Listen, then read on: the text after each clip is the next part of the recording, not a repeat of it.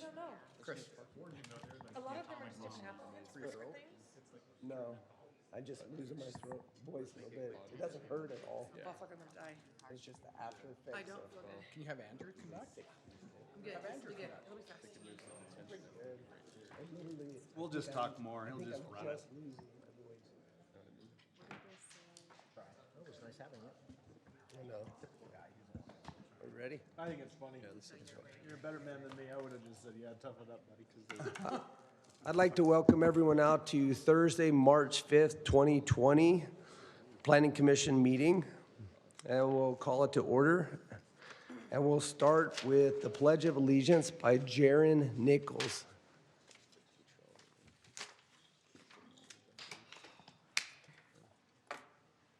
The audience, please stand. And repeat after me. I pledge allegiance to the flag of the United States of America and to the republic for which it stands, one nation, under God, indivisible, with liberty and justice for all. You can be seated.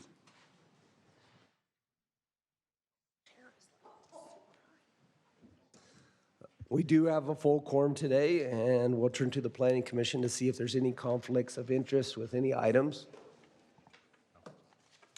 Seeing none, we'll move on to item 2.4, which is approval of minutes for February 6, 2020 Planning Commission work meeting.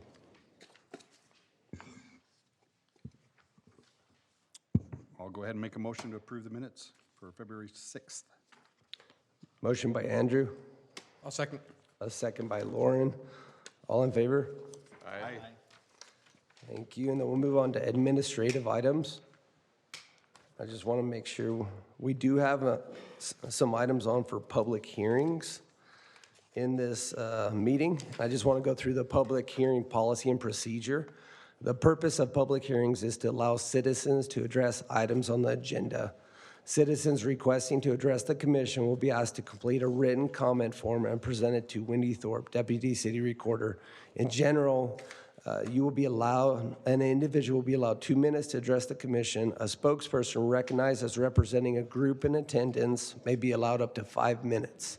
This policy applies to all public hearings.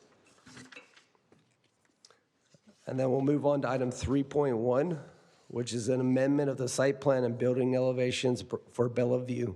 And we'll turn to the city staff. All right.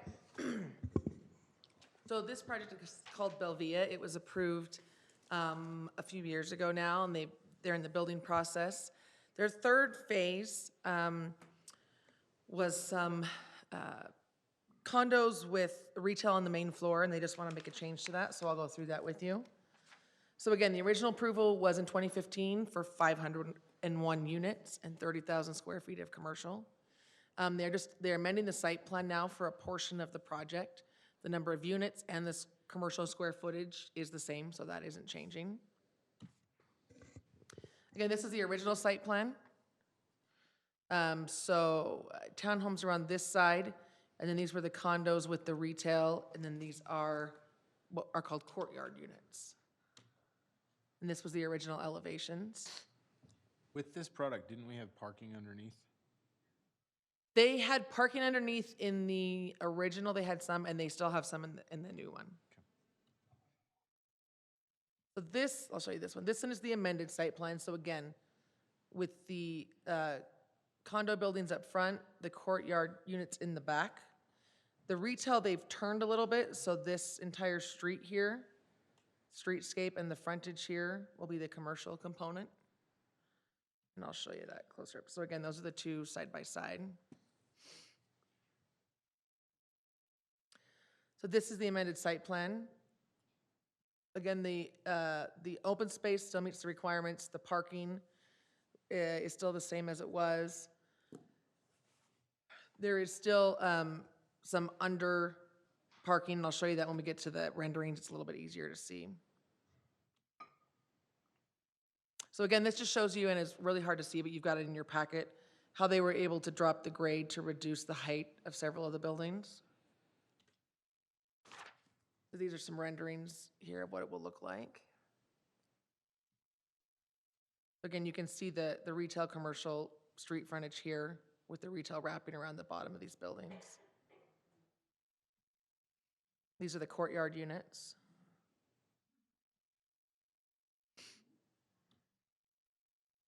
So again, these were the original approved elevations, and these are what they're showing now.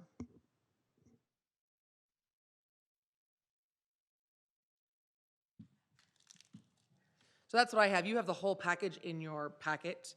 I didn't include it on the PowerPoint, but I can answer any questions, or the applicant is here as well, so. Thank you. Can you go back to the original, since we do have the images of the amended site plan, just so we have that in front of us? Any question from the planning commission for city staff? So, no, I asked earlier for what Blake had, and it's a little bit different. That's The original. The original is a little bit different. than what I'm showing? Yeah. Oh, It's like half the size courtyard development stuff. I might have pulled up an older A one. light of a lot more parking. I just don't know which one's which. I can check if you want to talk to the applicant, and I'll look at it real fast. Okay, that's fine. I'll double check.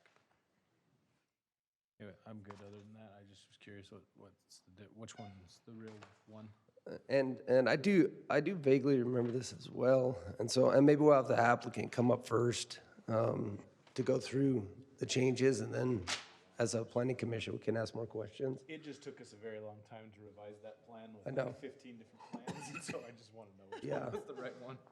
But I'm No, good I with the agree. applicant as well. So. Yeah, let's have the applicant come up, and maybe they can talk through the changes that they made as well, and then we will have some questions. Thank you. Tim Soap with Think Architecture. Welcome to answer any questions or take you through what we've done. However you'd like me to handle it. I would like to hear the changes that you were made. Maybe it'll make it a little clearer for me as well. Sure. If you look at this original site plan, you'll notice the dark brown is what we were referring to as the stacked flats in the statistics. The next, there he is, there you go. So stacked flats there, and then the courtyard units were next to it. And so the whole idea is you got towards the community college, you increased intensity and density as you went up the hill towards the college. That was the reason that I believe this was zoned mixed use, or MU2 in the first place, because we believe there's a commercial advantage and viability as we face the college when that gets going. So we were required to put in 30,000 feet. Our most viable area is right there along 40th West. So that's where we've located it. The townhomes have been begun. I'm not sure, I think there are 70 or 80 something built.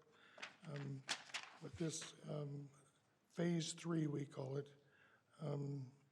has the stacked flats and the courtyard units there. Can you go to the other diagram, the new site plan, Bryn? No, just one. Yeah. Which one? Do you have a rendered, the colored one? Oh, the rendering? There you go. What, that one? There you go. Well, that's the area we're talking about. That's phase 3. And as you can see, we've turned the stacked flat buildings so that they're a little more easy to grade this steeper site. We've incorporated the parking that's very similar to what we had before, and the courtyard units we've simplified to get more green space. One of your requirements was that we had at least 15% open space. We're closer to 35% in this new plan. It's a very intricate grading plan where the buildings themselves up along 40th provide some of the retaining as we step down that hill. And where we're retaining the slope with the buildings, that's where we're capturing the tuck under parking as we end up down that slope. The courtyard buildings are split in the middle of the buildings to capture some slope. but we tried to maintain those open courtyards across from the townhomes as you go across the street.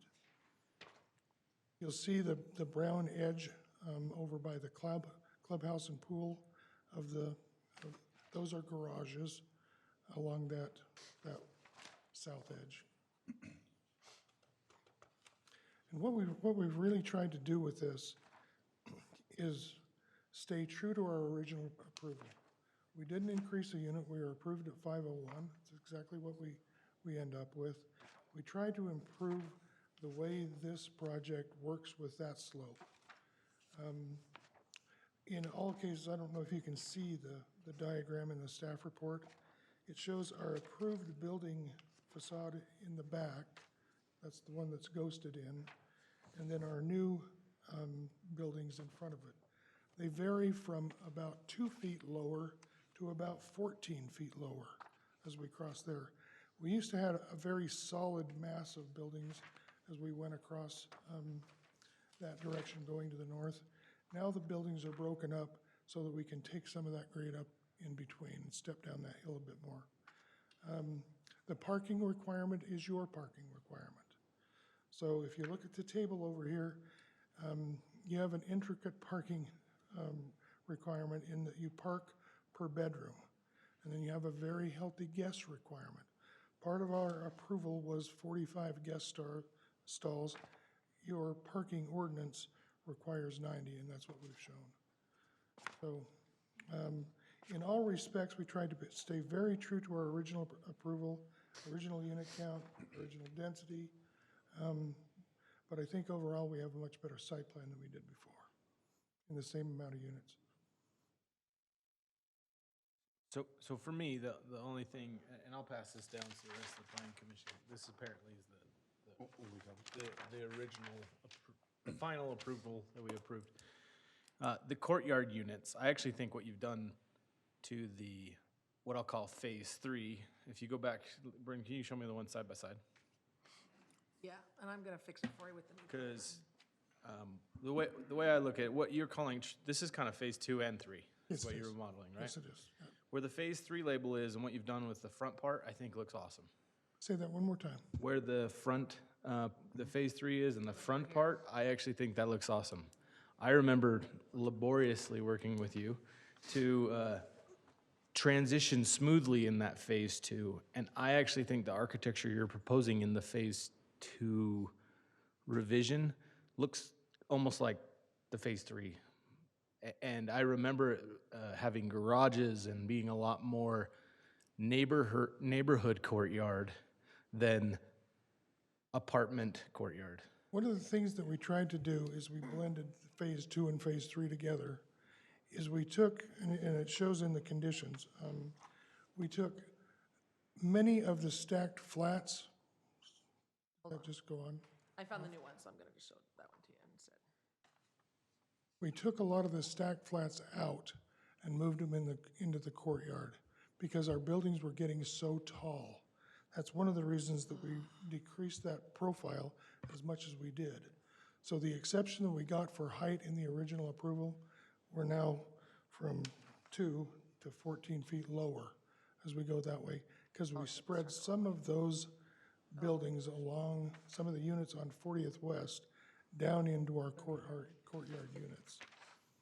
And then we faced the townhomes that will be across the street with those very large open courtyards. And our parking distribution worked out so much better with that new architecture as we faced the townhomes across the street.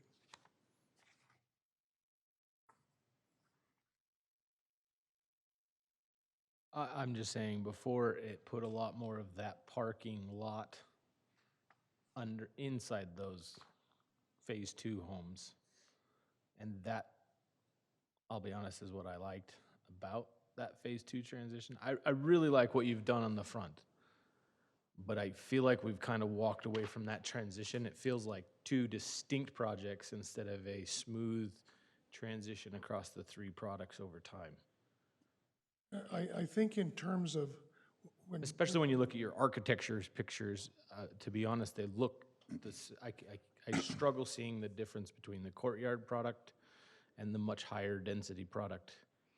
It looks Well, let me- the same to me. Let me, if I could ask a question.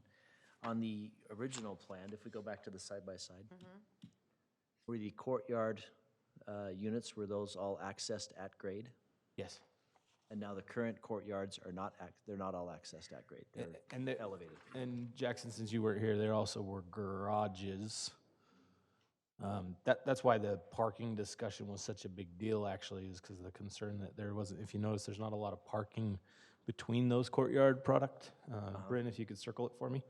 The old product right there, you'll see there wasn't a lot of parking in that area, and so that's why we actually put the requirement for parking on the Phase 3 side, so that guests could still go and go to those, visiting those homes. So it almost has completely changed in that it's gone to an elevated. But it's a wholly different product to be accessed at grade versus. Correct. elevated. It's a different product type. It's a 3-story walk-up as opposed to That's a correct. town, or a courtyard. That's correct. Okay. And that's why I still just think for me, and I have no architecture background whatsoever, the middle area to me needs a better transition somehow. Because I actually think that was one of the betterments of the old plan, You liked kind of the street and all the landscaping there to separate those? and the two? fact that it wasn't a giant parking lot. If you look at the difference, we lost a lot of it. The parking went back into the buildings on the Phase 2 side. Like I said, I didn't know how to articulate this because I was asked. That's why I asked this in the pre-meeting. So I really like the front and what you've done. I just feel like that transition just, for me, doesn't make it, especially when you look at the architectural plans of those. And I wish we could compare the Phase 2 original architecture to the Phase 2 now proposed, because I remember that actually being one of your selling points of the entire Bellevue project was those courtyards, more so than anything else. One of the things, I remember that as well, with the Phase 2 and the feel of it and the transition. If I remember, the unique architecture was really product. cool and innovative.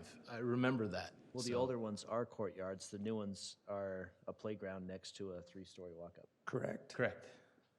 one of the things that we tried to do in this new revision is take some of the height and the wall out of those stacked flat units on 40th West.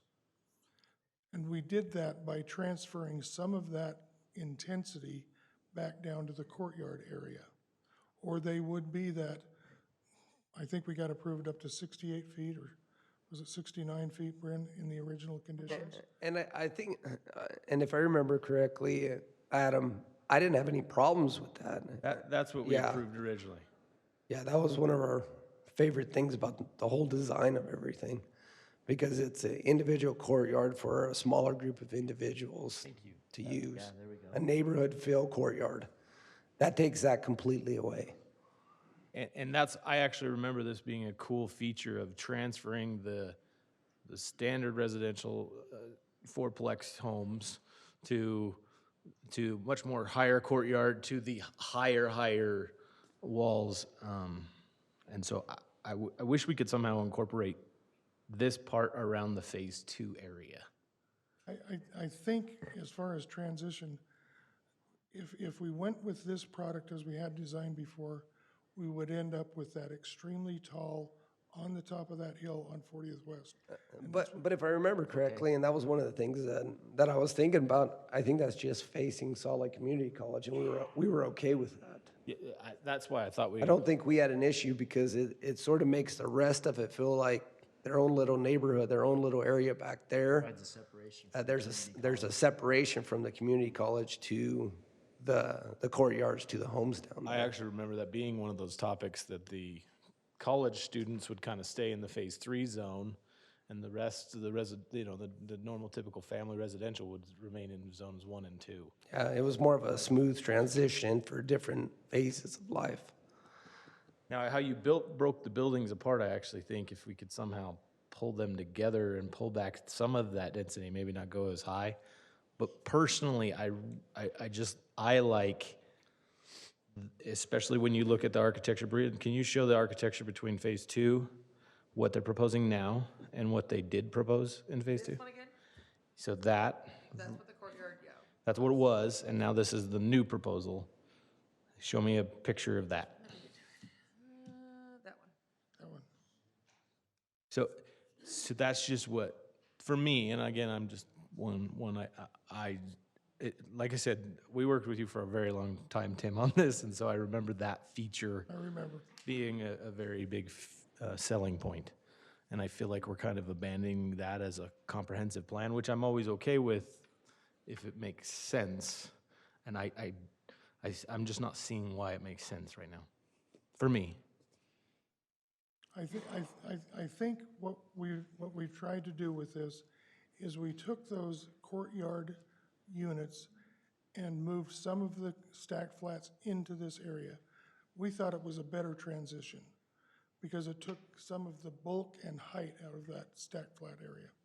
Instead of going from 5 stories to 2 stories, which is what these were, yeah. Now you've gone 4, 3, 2, right? And that's kind of what you've done.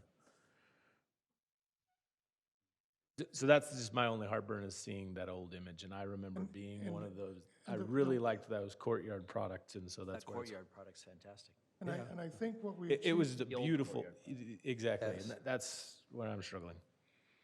Yeah, I remember that being probably one of the best selling points of this whole project, I think which one- looks like we've taken them out. I think one of the things that we have a lot more townhomes to build out there, as you know. And we felt that this interface with the rest of them that we were going to build was a smoother transition than the high, low, low. It's now a high, medium, low. But if I remember right, the way you had the structure of the high is the high was really on the university side, and the back of the high was kind of tapered, not tapered down, but hidden. And that's where I remember that being very a detailed debate, and that's when you had the elevated pool and all that stuff, if I remember right. Part of what we had to do to park that on 40th West was 2 levels of subterranean parking under it. That was what was forcing it And out. I remember that being a nice betterment to the entire project, because what I'm concerned with now is what you're proposing looks a lot like what's by our high school, by Herriman High, and I feel like we're trying to get away from gigantic parking lots that you see everywhere. And that's where I remember being very focused on the old plan, kind of hiding that and minimizing that as much as possible and driving it into the buildings. And one other element that I think has been lost, if we can go back, Bryn, to the side-by-side. This one has, Barrier, the green space. well, it has nearly a street wall. It starts to get that feeling of a street wall for the retail. In the orange building here, you can see where it would have that feeling of street wall. It starts to feel like a place where, oh, this is where I go for the retail. Whereas this newer plan, it kind of wraps around and goes in between, and it looks like it's an apartment building and not a place where you could actually go and. Well, and if you go to the other plan, that place where you see the walks extending back down, we wanted to create almost that retail center like Soda Row over at Daybreak or something like that, as we pulled it back from the college back down that street, and then capitalize on the front of those buildings that address the college. And we wanted to really emphasize that as a pedestrian place that they could cross 40th West and get into that retail. Yeah, I'm with Adam. I like the front of this and the way you've developed it, especially the stepping that you got taking place there. I think that's a lot better than one mass building, right? It does provide some character that way as well. I did have some concerns with the other, and looks like the garages are now also all around the perimeter on that south end of the property rather than tucked under as well. So to me, it does feel, even the one you first showed, there was hardly any parking. Obviously, that wasn't what was approved, but this new one, to me, you say we've got more open space, but it almost looks like we're losing some with Actually, the way that. we ran the calculations, and with those big courtyards facing the townhomes that will be built across, or actually double your We're requirement. actually picking it up. Because this view right here, it reminds me of Rexburg right by across from BYU, Idaho. It looks just like this almost, where the Cafe Rio and stuff. So I like this element. I just don't feel like we're transitioning right between those two.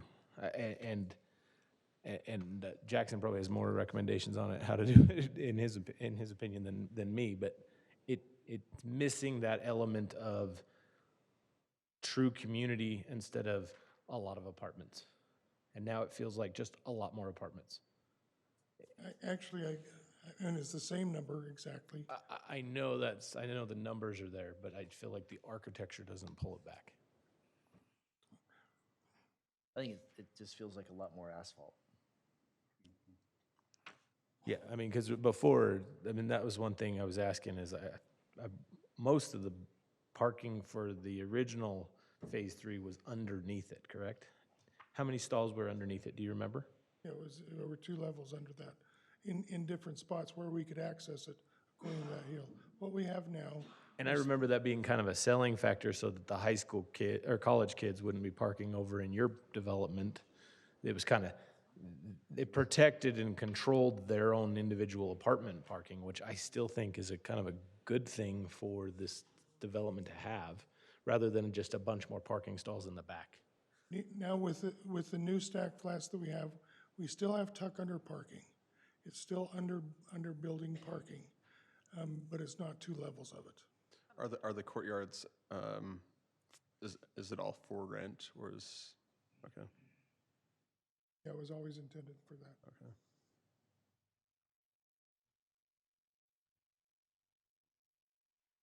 Yeah, I mean, I like the bigger courtyards, but looking at the first phase, I wasn't on the planning commission when that came through. There is, yeah, less of a screen from the more intense product type for sure, because you guys have, the original plan had that barrier of green space in between.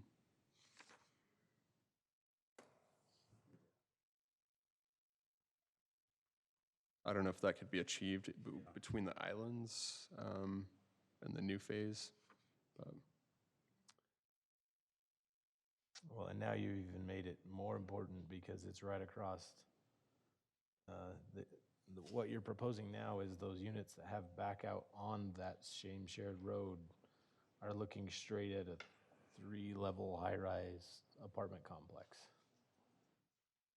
And I just remember that being a huge top heartburn for me in the original. I'm also a big fan with the commercial all facing outward because the college is across the street. So everybody going to the college immediately sees it, whether it's their first time or their 50th time. And so, I mean, I'm still a bigger fan of the first design. Granted, I do like some of the changes you made on the front units, but I still think the original design makes more sense. So, and the courtyards, I mean, we in essence lost a courtyard feel, which I thought was a huge selling point and would bring a lot of character to this area.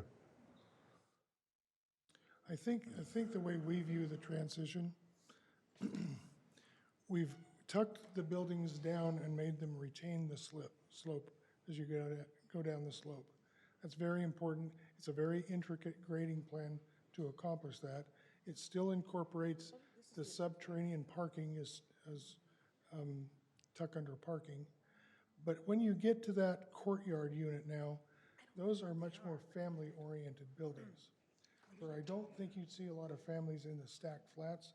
I think you see a lot of young families in the other one. And we've completely decked them out with the tot lots and barbecue and the large courtyard without mixing them up into the more urban student feel. So in our minds, the transition was better in that we were segregating, but still addressing the townhomes across the street in a very favorable way. that's actually something I was looking at before the meeting is building 1 and 2. I love how building 3 and 4, it has a pool, so it has some amenities, outdoor barbecue. I don't know if you can you'd lose some underground parking if you expanded the green space between units 1 and 2, almost kind of where you have the pool in 3 and 4. Yeah. But just giving more green space, because that's 96 units. Housing prices aren't going down, and so to me it feels, I don't know that you would just have college students. You're gonna have people who, that's what they can afford and that's where they're gonna live. So that would be my suggestion, if you can add more green space between building 1 and 2. That's just a suggestion. Because it feels like the other buildings have that gathering space, but it's limited on 1 and 2. Are you talking about where the pool is? I'm saying where the pool is on 3 and 4, but possibly using the same space between 1 and 2, Oh, over here? where we have, yeah, See, you see where that parking cell comes in? On the left-hand side, that's where you access the tuck under parking, right there. yeah. What I'm referencing is building 1 and 2. Yeah. Just kind of where the pool is. I know that island's kind of shortened, but just a suggestion. Since there are 96 units, possibly giving more open space. We did look at that, and it was and we do have some extra parking. We did try and pull that back to provide a little extra room and open space there. It's something we could look at, but it does provide access to some of the tuck under garages. Yeah, I saw that, like 4 units or something. Yeah.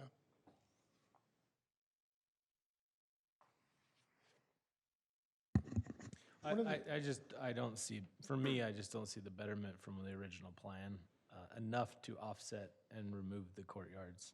One of the things that we liked better about it is our parking distribution is so much better. We had so many units up top because we we limited the units in those courtyard units, that access to parking in the balance, in the stack flats area, our proximity to parking, our parking distribution was some pretty long distances to get into your unit. So and that's one of the killers of nice communities, is convenient and distributed parking. But see, I actually think you sacrificed the parking that people would use for their individual units. I think you on the whole, you gave more parking for visitors, but for the livability piece, I think we pulled that away because a lot of those old units had direct parking in their building, and now they don't. Well, and it's one of the reasons that I think your ordinances addresses almost doubling of what the requirement was before, with 90 guest parking places versus the 45.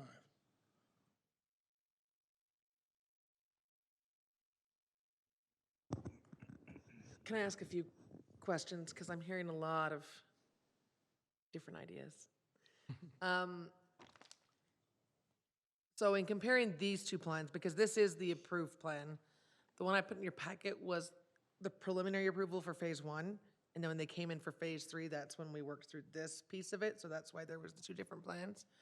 But it sounds like what I'm hearing is that you like the landscaping and street separation between these two.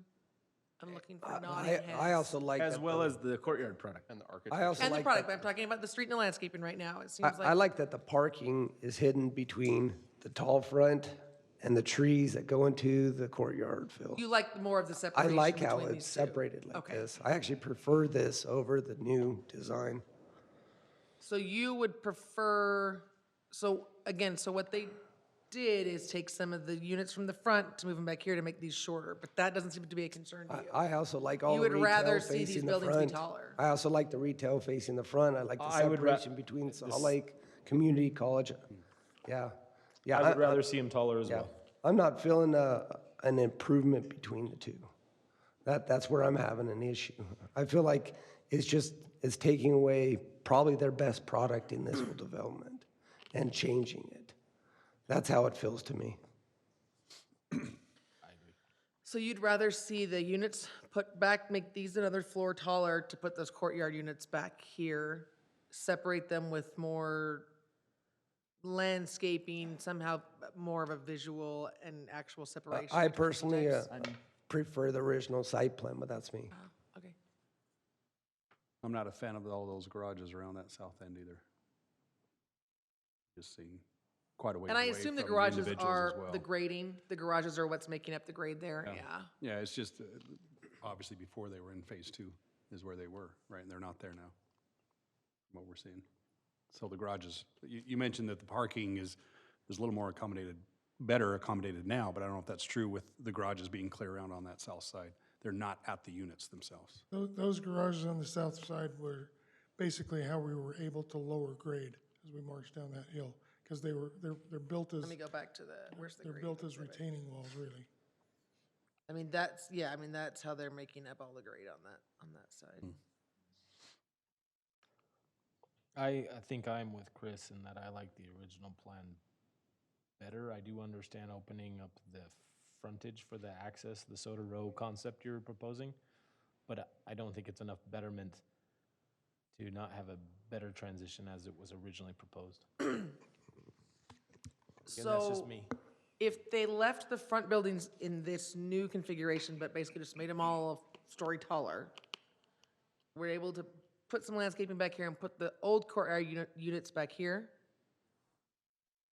That'd make a big difference. I would like that myself, yeah. I still am a fan of the retail facing the front, just because this is gonna be the busiest street across the front. And Salt Lake Community College, if I remember correctly, is across the street. Right, that's right. And across the so, street. I mean, my preference is still, I understand it in the middle, and it's not, it's by no means is bad, but I really liked having all retail facing out. You would propose that if I understand right, the 40th West is the road between the Soda Row feel and the commercials on one whole side. Is kind of what you're Meaning- saying, right? All along that whole frontage. Right So here. like it was in the old plan, all along the front Yeah. instead of down that middle street. I think the commercial would suffer back down that alleyway, down that way a little bit. I don't think it would get near the traffic. And they do if it still was have down the there. fronts of both of these buildings, you know, all along here. They've just drawn it back that way. Yeah. So what you're saying is just move it to unit 4, possibly? Basically move it along the front of all these buildings, I almost think if you could connect those buildings, which is, again, what they had in the old plan. that's what I think. I think the retail street makes more sense for the college. I really do. Okay. And the higher building, I understand that it's not a normal request, but I think it actually buffers the uses as it transitions down the hill towards that single family. I think the old plan was a really good Better plan. plan, yep. Had a good architect design it.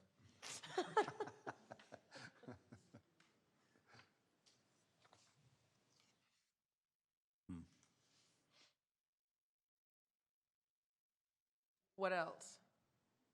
I'm just trying to give them some direction. My suggestion would probably be to continue this and let us go back and see what we can, I just want to make sure we've heard everything so that the applicant has some, It sounds like to me that the Their direction. applicant wanted to have those buildings along the front kind of individual so that it helped with the grade as well. And so Sure. I understand why you broke the 2 buildings on the original into 4. But again, maybe it's a good point. Maybe you just move that retail frontage along all those so that you can use the grade to step it. Right. But all you do see is the retail along that front. This is Rob Poirier, he's the civil engineer. Could he take just a minute? Absolutely. Yeah. A lot of the redesign of this project came around the grading. The entire site slopes about 8 up to 9% in certain areas. And the original design with the very long connected buildings became a difficult grading challenge. In order to get the buildings to work and meet the height requirements, there was tremendous amounts of export and things involved with getting the site to work for the one very long building. And so when they contacted me very early before they had drawn a building, they asked me, how can we take the problems we had with the last site and the grading issues and extreme costs associated with dealing with those grading issues and try to moderate it some.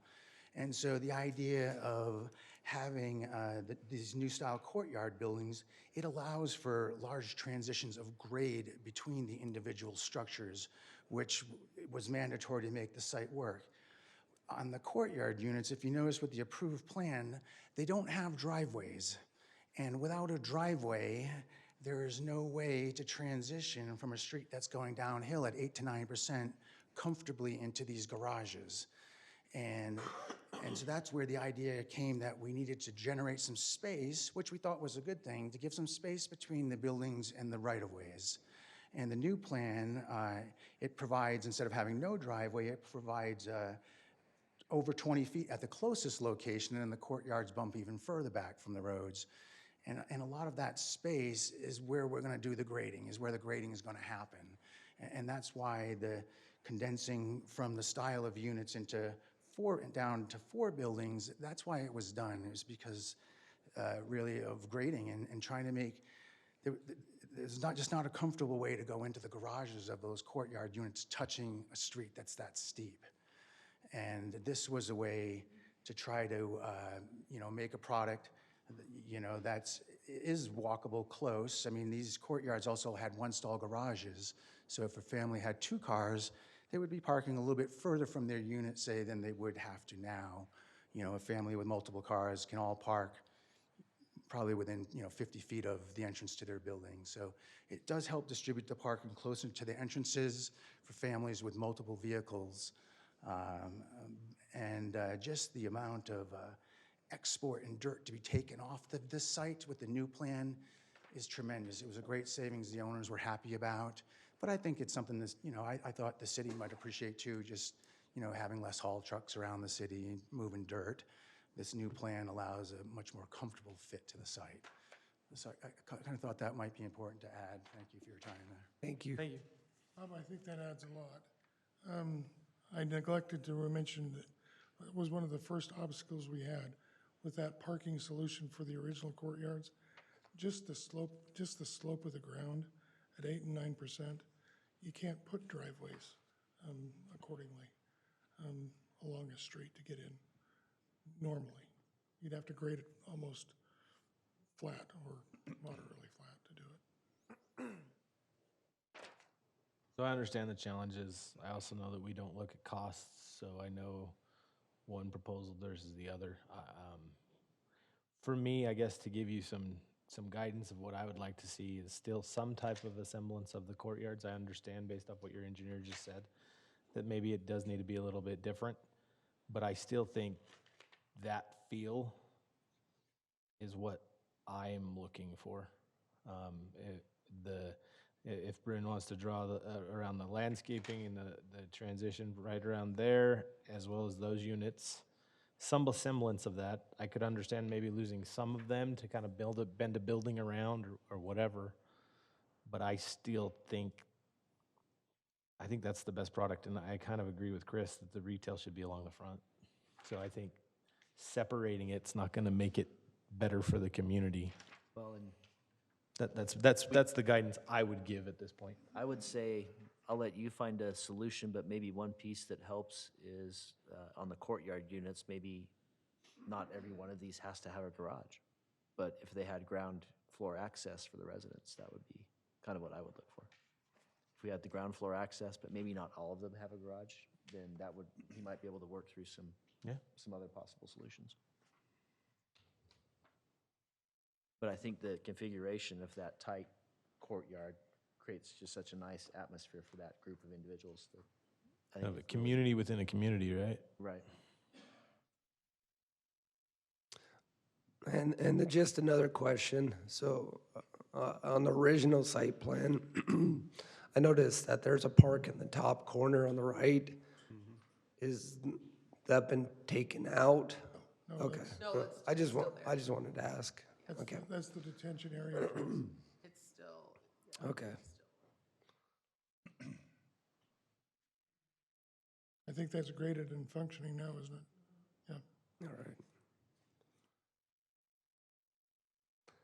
right. Any other comments by the planning commission or questions for I the mean, I would just applicant? comment too. I mean, you were in the meeting before this, prior to this, we talked about being creative with stuff. To me, we don't have product like this original site plan. We don't have anything like that out here. It's unique, it's different.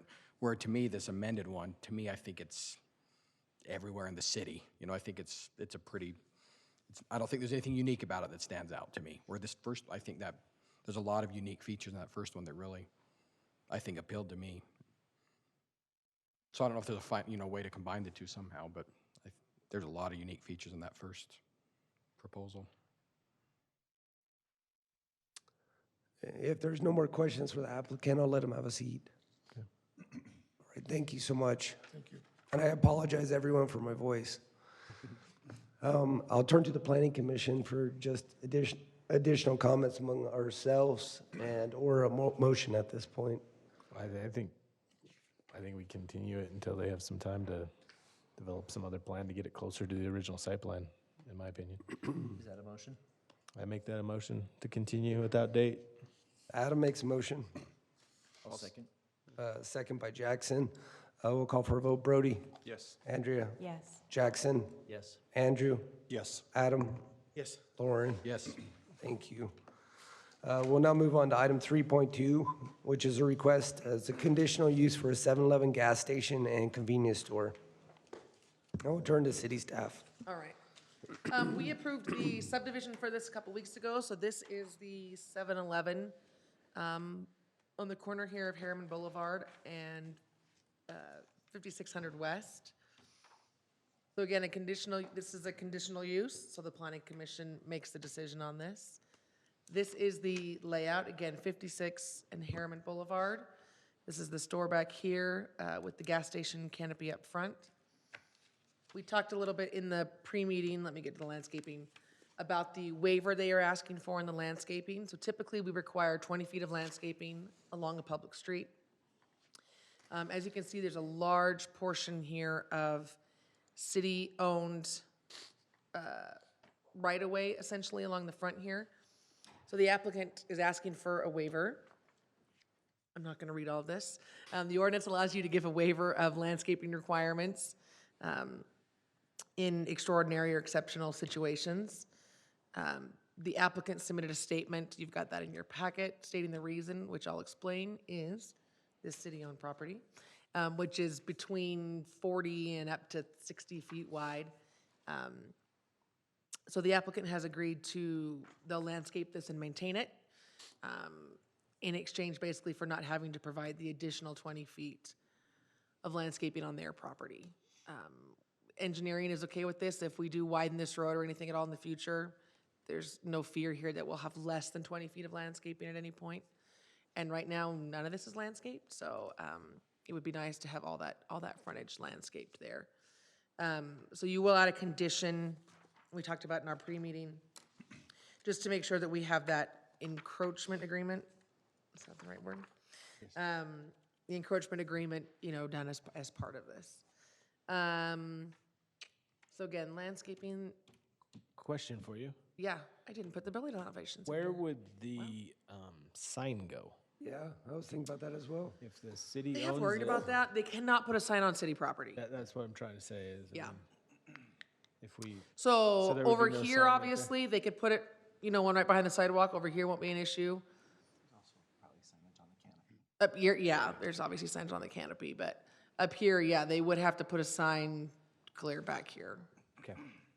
I just wanted to make sure they Yeah. understood that. I apologize, I did not include the building elevations in here. You got them. But you've got them. They have the brick and stone as required. They put the brick on the canopy, because I know you guys usually ask for that. So I think the elevations were, met all the requirements of the ordinance. And again, the wall, like we talked about, the wall was required, I'll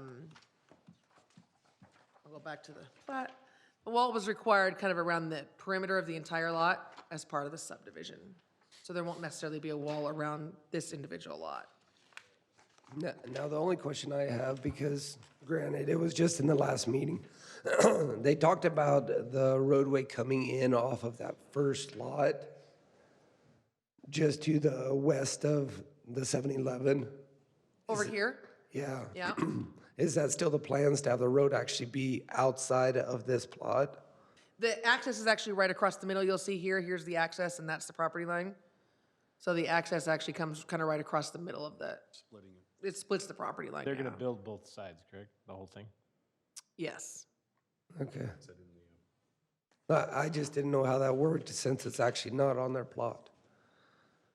They own both the lots right now, I mean, so Okay. they're, yeah. So, okay, But and the easement will be for both lots. okay, that's fine. Is the applicant here?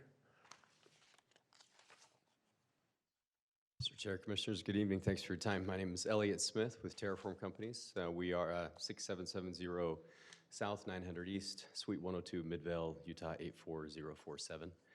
We are the company that's under contract with Mr. Guyman. He was here at the last meeting, as you may recall. We're scheduled to close on this property with them next week. And we are going to develop and build 4711. They're a tenant that we do quite a bit of work for here in Utah. Just to clarify your question about the road, you're correct. The road in its entirety is not on our property. It parallels what will be our west boundary, west property line. But we have a reciprocal easement agreement that is in place between us and what will be. So our lot will be lot 1 of the plat. Their lot will be lot 2 of the plat. They may come back later when they have more users and subdivide that further. I don't know. But that reciprocal easement agreement will encumber both parcels. And so through that, we have a maintenance obligation with them. We're going to install that road in its entirety as we develop the 7-Eleven. So what you see in gray up there is what we will install as we develop the 7-Eleven. So the entire road will be in, not just half width. We need the full width for vehicular access and whatnot. And regarding the signage question, we and 7-Eleven are very aware that a monument sign could not be placed on city property there. So it will go in that location that Bryn indicated. I don't have a pointer or anything to show you, but right behind Kinda there right up on the, you got it right there. Yep. Great. Any questions for the applicant? Thank you. Happy to answer any other questions you I may will have. also point out the applicant has been very workable. You have 2 conditions, maybe it's 2, 13 and 14, that he already met and gave us a new site plan, but I said, oh, I can't give him a new site plan. We can't change it now. But just so you know, he has already showed us a plan where he's moved the dumpster to the other side of the building, and we asked to provide a sidewalk and a pedestrian connection for when there's future users over here, and they've already submitted a plan that shows that. So they had no problem meeting that. And Bryn, if I could add too, just real quick, you mentioned the encroachment agreement Yeah. that we've been working on with Blake and Mr. Brems. That is for that area of the road that goes across the city-owned property. So we're working on that, close to finalizing it, and I think we're about there. That'll be a part of the agreement with the landscaping as well and all together. Yep, perfect.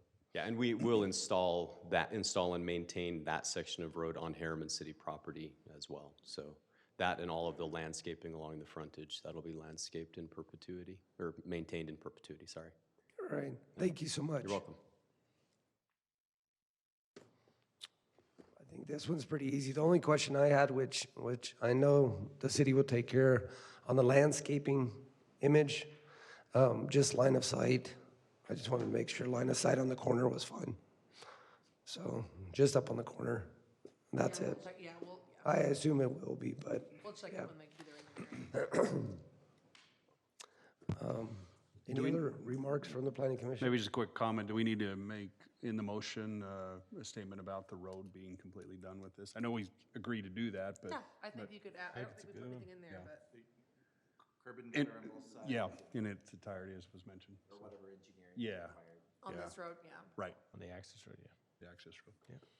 Okay, Sounds like a great idea. That sounds like a motion. we'll turn Sounds to the like a planning motion. commission for a motion. I'll go ahead and make a motion then that we go ahead and approve item 3.2 with 2 additional requirements.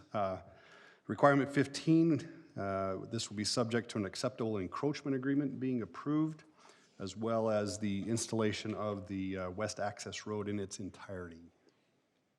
Motion by Andrew. Can I clarify one thing on your motion? Yes. The encroachment agreement should also include something about the landscaping. Correct, subject to Item an. 15, I'll just make sure it also talks Right, about. the encroachment agreement being approved for landscaping as well as access for the west access road. All right. Motion by Andrew and a second by Me. Adam. We'll call for a vote. Lauren? Yes. Adam? Yes. Andrew? Yes. Jackson? Yes. Andrea? Yes. And Brody? Yes. Thank you so much. Thank you. We'll move on to item 3.3, which is a request for preliminary plot approval for 60 condominium units. And this is on for a public hearing. I'll turn to staff. So this is, this is part of the Parkside project that we approved a few months ago. It's just south of City Hall here. We are working on, this is just the first phase of the project. So this is for, again, this is the project we approved a few months ago. Nothing is changing about what we approved, but because some of the units are condominiums, they have to come in with a separate condominium plat in order to be able to separate out and sell those units. So these are what the plats look like. I did not include all of them. I just included one of them. You do have them all in your packet. They also gave us the CCNRs for the condos and for the open space. They were both like 100 pages. I did not put them in your packet. But they did include those, and they do have those. So again, we have all that. This is just the plat for the condos, the amenities, the open space, the building elevations, all of that was already as approved. This is just so they can record condominium plats for, we're doing these buildings right along the front here. And it is a public hearing. Those 6? Yeah, 7, 6, 7, yeah, 6. Was there anything in which you said you didn't share with us about the work units as well? I don't remember. 'Cause I guess that's the only question I have. Yeah. I can look at them real fast while you have the public hearing and see if That's fine. This is where they're supposed to be. Yeah. At this time, we'll ask the applicant to come up and just share any additional information. Well, they're like live work units.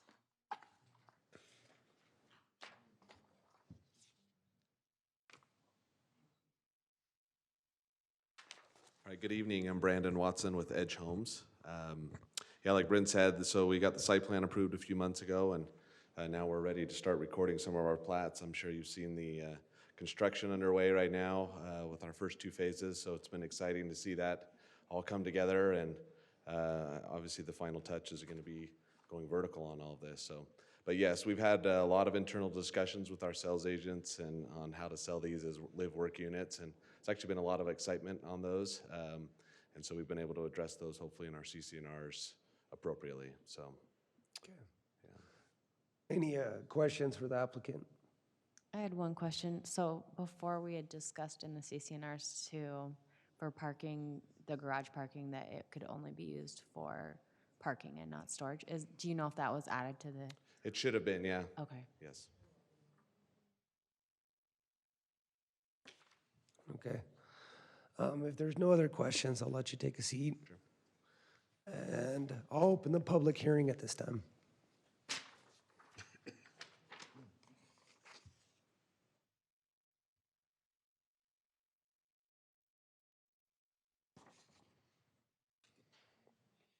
All right.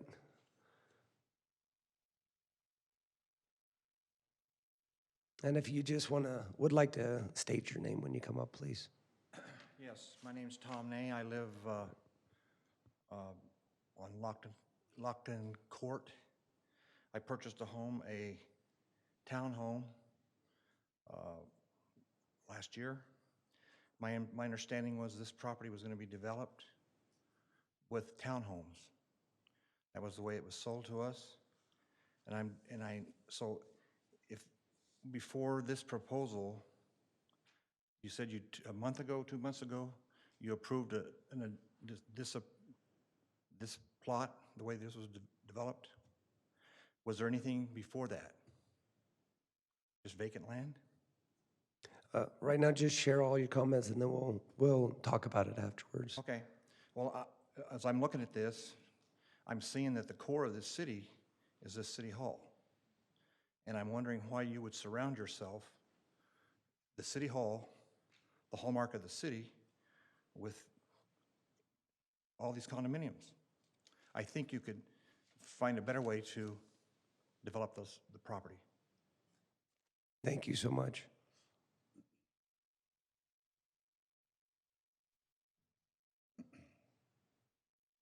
Hi, I'm Skylie Neff. I live in the Herriman Town Center, and I've been there since 2011. So I was one of the first 5 houses that put in, and I loved it. It's great. We use the Jalen Park a lot. My kids love it. The zip line is fantastic. I'm worried about how we're going to access that now. I know that earlier we talked about putting some kind of pathways to connect the neighborhoods to the park. My relatives live in Bluffdale and Independence, and they had a beautiful park, and they surrounded it with high-density housing, and they couldn't get to it anymore, and they didn't trust their kids to walk over there anymore, and it was kind of they moved. And I was just hoping that you guys, I know I've called in and you said, yes, that's been addressed, but I'd like to hear how that was addressed. I looked at the plot before and after and the additional parking. I like that they all have driveways now and the guest parking. I just want to make sure that we still have really good access to the park, and if I want to get to the splash pad, I'm still going to be able to get in there, and there's going to be parking, and I can get my kids there, and I can access it and not have to go through like scary parts of town by my house. There you go. Hopefully it won't be scary anyways, but I have little kids and I want them to be able to get to the park. Thank you. And just as a reminder to those that make comments, please fill out a comment form and then provide it to Wendy.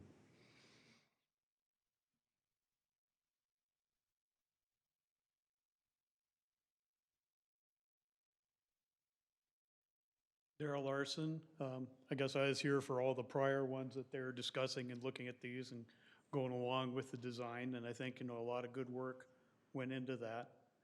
But her bringing up looking at the safe access, because I'm right across where they're currently doing the earthworks, and wondering, what do we do when, the children start getting out of school and wanting to make access? Because I know there used to be a beaten path through that area, as a shortcut, and what we can do just to make sure we do have a safe access for the children coming up, at least some way for them to do that rather than going around, or what I'm more afraid of than anything else is somebody's going to show off and say, I'm just going to jump over this and do a straight line right through the construction work.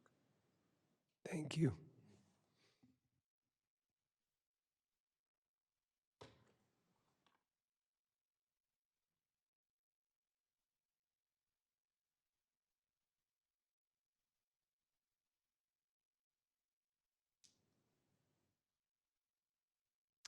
If there's no other comments at this time, I'll close the public hearing and then I'll turn to the Planning Commission.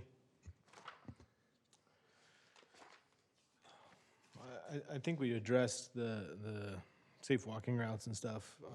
I agree that maybe during construction, Edge can do something to ensure that they're being safe for the temporary phasing.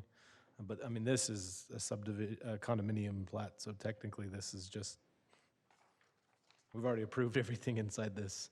You can kind of see that for the residents, if you look at this map, you can kind of see the trails. Brendan, if you could kind of highlight those coming from the sides. So there are, and we actually added more after this, so there are a couple connection points through here and trails that come all the way through here, yeah. We're trying to force just so you're all aware, we're trying to force the connections to the intersections so that kids don't cut across the streets at non-intersections, but there should be ample amounts of trails in my opinion. But as far as the condo plat, I don't think there's anything else we can really talk about other than recommending to Edge to help with that temporary construction stuff, which I'm sure you guys will look into. Otherwise, you'll be doing lots of surveying again, right? Yeah, and I guess to address the residents' concern, the ones that are around the U or Y are the condos, but the other ones that are west are townhomes. They're all townhomes, yeah. Just the ones along the front here are condos. Yeah. These back here, townhomes, yeah. And those have the live work, so I can't remember how many units, was there 18 I on went each through the side? I went to the CCNRs, it mentions live work several times, I mean, so it is in there. Yeah. It doesn't specifically call out which units. Yeah, I know that we talked about the ones that would have a canopy over At grade level. at grade level. And for some reason, I want to say there was something like 36 total, or I don't think I we can't said remember number in how the many. approval. Maybe the applicant can share if he remembers. Yeah, so the condominiums are 10-plex, so there's 2 units on the bottom, and we've got 12 buildings total, so I think there's 24 live-work units. Yeah. 24 on Is this it side, right? 12 on each side. 12 on each Yeah, side, yeah. okay, just want to Thank you. clarify. Thank you. On Thank the you. edges, I think they're on the ends, right? Yeah. Yeah. So is that a requirement then, that they have that, is that a requirement that they be work units, that those units be live work? So, I mean, it's encouraged to have it, and that's how we're trying to sell them. They can use them as work units, they can use them as live units, or a combination of live-work, so. I don't know if I'm okay with that. Nothing we can do now. We didn't require a number at the beginning. They You know, she require a said number. no requirement on numbers, so. In the CCRs, there's no requirement, is that what you're saying, Bryn? In the CCNRs, there's no requirement that they be one or the other. It says they can be live work units.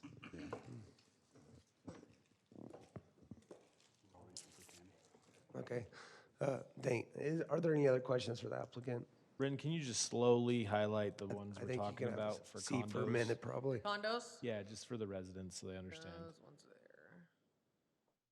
And then on this side, it's condos are on these ones as well. But we're only looking at the left We're just red looking at area, this side, correct? yeah. The west side. And then all the ones behind are townhomes. I should remember this, Bryn, but did we end up with raised crosswalks or not raised crosswalks? We didn't make a requirement for it. The city's still looking at it. Okay. The But city we'll- can't do well, those city will unless do they're in that front of City later. Hall.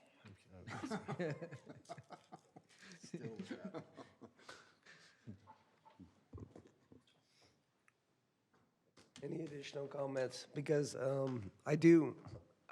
I guess I'm a little confused why in the CCRs that it doesn't state that there's 12 units that are dedicated to live work. And what I've gone through, I didn't see that it specifically said they had to be. Like I said, it just said they could be. That's the way I read it. But we could tie it to this subdivision, could we not? Yeah, you could approve the plat and ask for the CCNRs to come back. And I can send you the CCNRs and then we can specify in those. Yeah. Yeah, you could just put a condition in We there could put right a now. condition on it. I'm just trying to find their approval letter and see exactly what we said. We could just put it in the motion, it doesn't really. I just think that was such a critical part of this whole discussion, was that, I mean, that was, How many was there? 12. that was kind of a compromise. 12 for this space? For just 12 this for space, the yeah. other side? Okay. And 24 total. I assume the CCRs will carry over to the other side. Yeah. Okay. They're amendable, and we can adopt those. Oh, sure. So I was involved probably a little bit more at the end when we went through the live work and stuff. So the idea was, it's a shame we don't have the elevation too, but the main levels, like he was saying, there's a separate entrance to the master bedroom area. And that master bedroom area is kind of designed to where if they wanted to convert this into an office or something like that, they could easily do that. But we're not requiring that they have a business in order to buy this. We're just allowing them that if they buy this, they have the opportunity, because it's kind of like a conditional use, it's kind of like a permitted use, that those the lower levels they have the option of being commercial. I think what we're saying is we want you to require them to Yeah, be and I think that would be probably a different, I think our understanding at the time wasn't that they're all forced to be live work, that they have the potential to. So the approval letter does not mention it at all.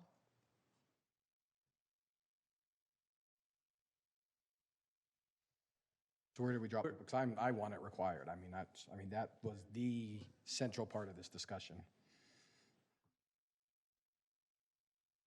I just kind of have a question for, our attorney, if that can be required. Well, you could certainly, I guess, they have to have CCNRs for the condo plats. So you could look at it there. whether you could require it there or not, I don't know. It's, like I said, it wasn't in the condition when you approved it. But if someone doesn't use it for their business, I mean, what do you do? How would you enforce it? How do you Yeah, that's what I'm enforce it? trying, That's that's my what I'm trying to get to. You could, the way you'd enforce it is tied to the CCNRs, and they'd have to enforce it if it was tied to the CCNRs. Well, I guess that's kind of where it kind of is a little tricky is essentially then just a commercial space. If we're forcing someone, only those who buy it have an office there. And that was some of the difficulty I remember in the discussion on our side, is because you hadn't done the floor layouts, the actual building layout. We had no idea. We how it had was no laid out. idea. I mean, you could make them all really, like how you're saying, tie them to the master bedroom. That might not be where most people will turn them into businesses, if that is the master bedroom. And I guess it's not necessarily just the master bedroom. There's no language in the CCNR tying it just to that, but as we all kind of worked through it and looked at the end units, or not the end unit, the whole lower level, on the end, there's a separate entrance, so it's easily convertible, it's easily transitionable for someone who buys that's an easy, second entrance for them. I guess, Because I remember the conversation a little bit differently in that there will be a separate entrance for a room that can be completely separate to the rest of the actual I think condo. Jaren's that's kind of Salon what we're was saying, that even it can referenced, be. possibly. Jaren's Salon was referenced during that, I believe, Jaren. Oh, and we are day one putting the canopies on all of them, but then that canopy has to come back to planning commission and be customizable with the print For and the stuff. business name. So even if someone even if someone buys it day one and they don't have plan, or they don't have their business put together, or that person doesn't plan on even doing a business, they still have the canopy and it still has the appearance that it is a commercial and it's consistent across the streetscape. But I think we're losing the whole character of that. I mean, with Steve, when he was here, that's the whole character. This was some commercial type of stuff, the offices around that. If we don't get it, we're not guaranteed to get it. When I think we lose the whole character of this entire, because it is, and then it's just residential, like like our people it's just residential, we're not, which we need little boutiques or little hair salons or, this city's severely lacking in that, and we did want it for. I think that's what we did want it required, and I don't know how we missed it. But I'm gonna go a little more, I don't know if laissez-faire is the right word, but I think it's just gonna drive that, just by the nature that you can. People are gonna want it and do it. But at the same time, I don't think we can force it. I mean, what if somebody's hair salon goes under, or they, does that mean they have to move out of their place? Or their hair salon gets so big that they will still want to live there, but they can't do all their business in their space. I mean, I think there's not a way to force it. I know initially I actually was merging it with the stuff we worked with Matt on up higher, which is commercial. It is and it's forced to be On both sides. where I think we were trying to blend it with the architecture and the option. Yeah. I think the value of it will drive it to be used as a, Right. I think it'll happen. Because of it's more valuable. The enforcement is going to be difficult, I'm afraid. There's no way to That enforce you it. can't. Yeah. I agree. And we didn't, I'll be honest, we didn't tie it to the CCNRs, so I think, or not the CCNRs, we the just need original it development. So, I don't Like know. Brandon said, though, that's the selling feature to those right now from our I sales still- staff. Yeah, we've had a lot of interest in it as we've been, a lot of people are asking us questions about what can we do, what can't we do, how do we, just the logistics, ADA accessibility stuff. And so we've been working through a lot of that. Like I said, it'll happen. I mean, we've had a lot of interest in it for sure. I could see a lot of accountants and stuff like that. If you could help us Yeah. enforce that as well, or not enforce, but encourage it, Encourage, right, for as well, as a part of that. I know that's a goal for you folks as well. Just encourage I guess where I'm stuck against this, since we didn't approve the inside, I know you guys are trying to encourage it, but if you're tying it to areas that really can't be built for a business, then it kind of makes it. If it's a one-bedroom condo, it's not gonna work. No, they're 3-bedroom condos. We're saying one of the bedrooms. So they're 3-bedroom condos. They're like 1,400 square feet. So Yeah. there's plenty of other If space. it's the master bedroom, it's still gonna become more difficult to do as well, though. And that's some of the worries we have. Well, that just means they have a bathroom. I mean, it's very possible that this becomes not where they live too. I mean, there's, it can go the complete opposite way. Some people may live there. Some people may just leave this as their salon. it's convertible. There's nothing preventing them from converting the entire main level to something that they can use. So I just have a question. So is the, I guess, marketing promotion of this that you guys will finish them as offices or however they want to finish them? I think that's kind of up to however that works out, yeah. Maybe show them an example, use your sales office as an office. Sure, yeah, for sure.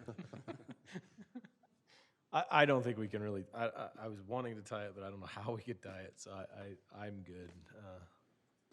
I personally, I think the value, even if they're not used initially as that, where they are, they'll convert to that eventually.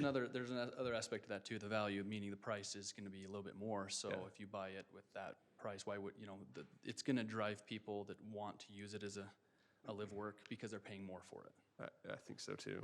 Yeah. They'll go up a level if they're not interested in the live work. There's another aspect too, with it being there's ADA units required, and we obviously can't do that on the second level. So in the case that someone buys it that has a disability, we can't necessarily force them to Also have a business. yeah.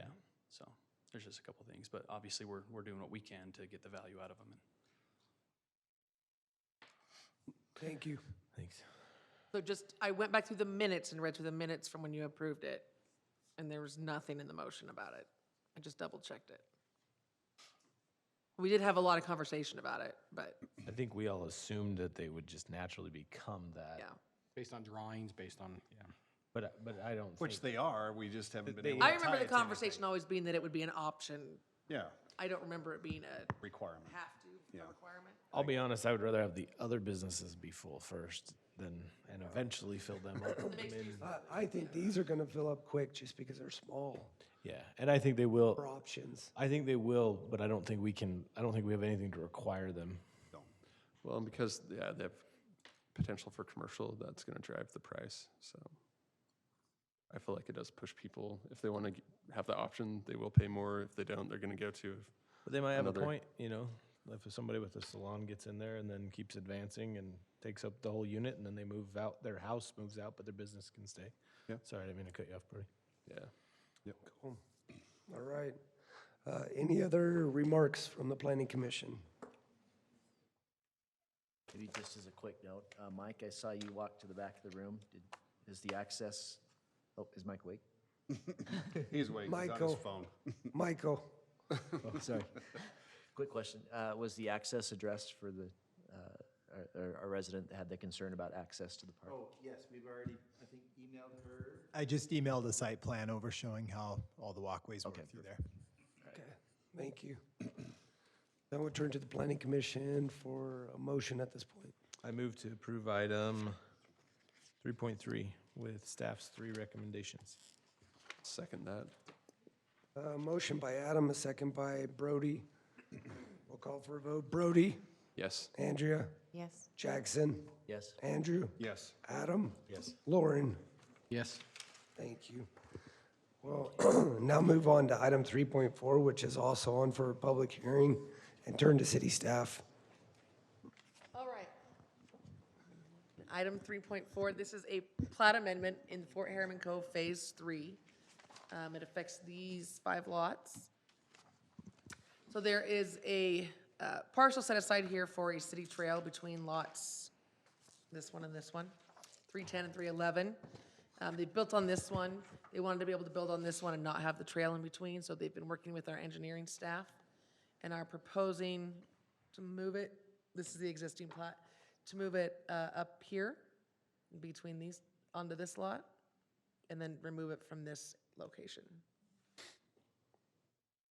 That is all this does. The lots are all still, a lot of them are over an acre, so the lots, doesn't affect the lot size. They're all still What about well within the frontage? requirements. What's that? Frontage? Yep, frontage, they're all still fine, because we measure frontage on a cul-de-sac back at the setback line, so they're still fine. Is there a planned Their trail system or anything? They that's worked gonna with, be- oh, did Blake step outside? Yeah. They've been working with Blake for how that could work, because we looked at moving it between these two, and, where the grade worked the best and whatever. So the grade does work there? Yeah, that's why they moved, that's why we picked that location, because Good. they've been working with Blake on kind of a design and how that would work over there, so. Because isn't that hatch line showing 30% That's slope? the 30% line, yeah. Got some switchbacks on it. Trail, some stairs. Okay. All right. If the applicant's here, please state your name and any additional information. I'm Jared Ford with Ensign Engineering. I'm representing the applicant tonight. She was unable to make it. But I think the only thing I would add to what Bryn described is that if you kind of look at the aerial images now and kind of what it is, the natural cattle track that's been created, and it's not as clear on this one, but they actually already kind of walk that way. It goes through the drainage and then up over that way. And so I think that's part of the other reason that this kind of felt like a natural location for it. But beyond that, Bryn pretty much covered it. There's not a lot else going on this one. Great, thank you. Blake's right there if you want to ask him more questions.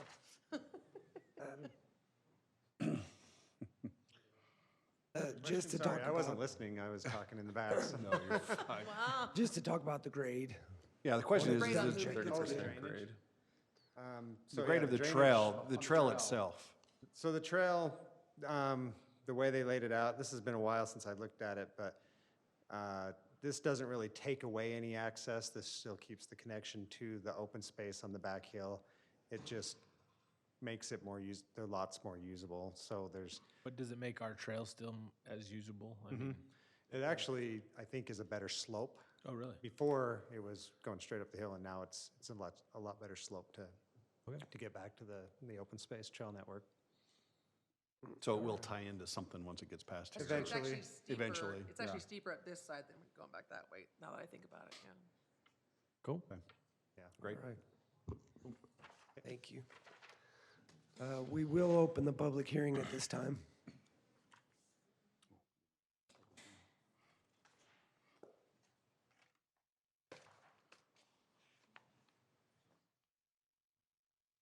Hey there, I'm Jeff White. I just own one of the neighboring properties, 6189 West Fort Herriman. I'm just curious what the long-term plan, or what the plan is right in front of us with what the trail is accessing and the use for the land that's to the south and southwest and east area there. I'm just unclear. All right. No, thank you for the comments, and we'll try to get someone to answer that for you.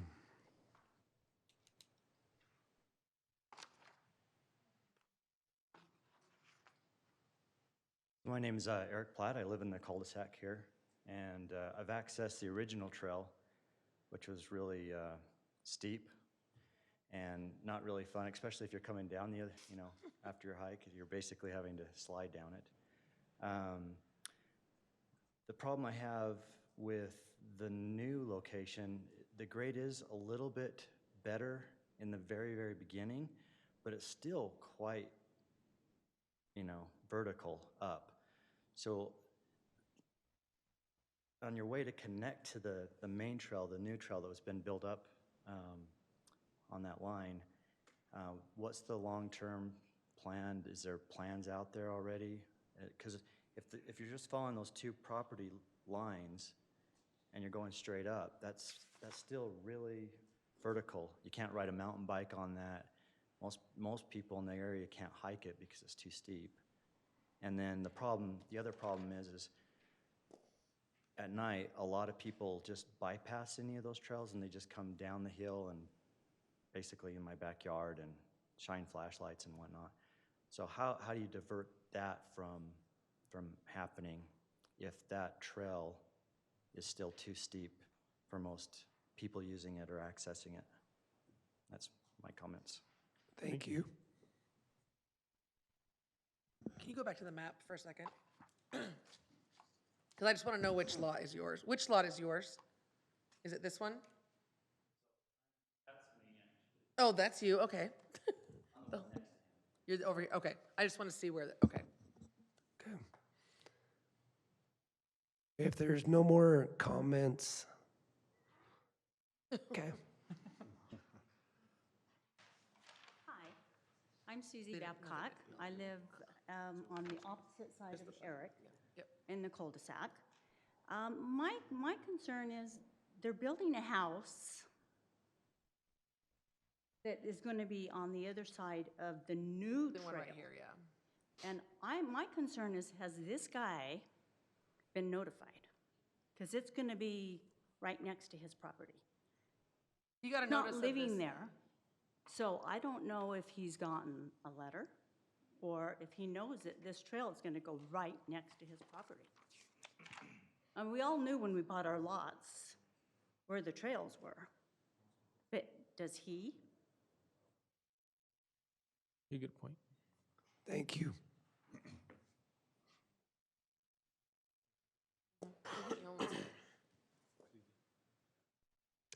Seeing no other comments, seeing no other comments, I'll close the public hearing at this time.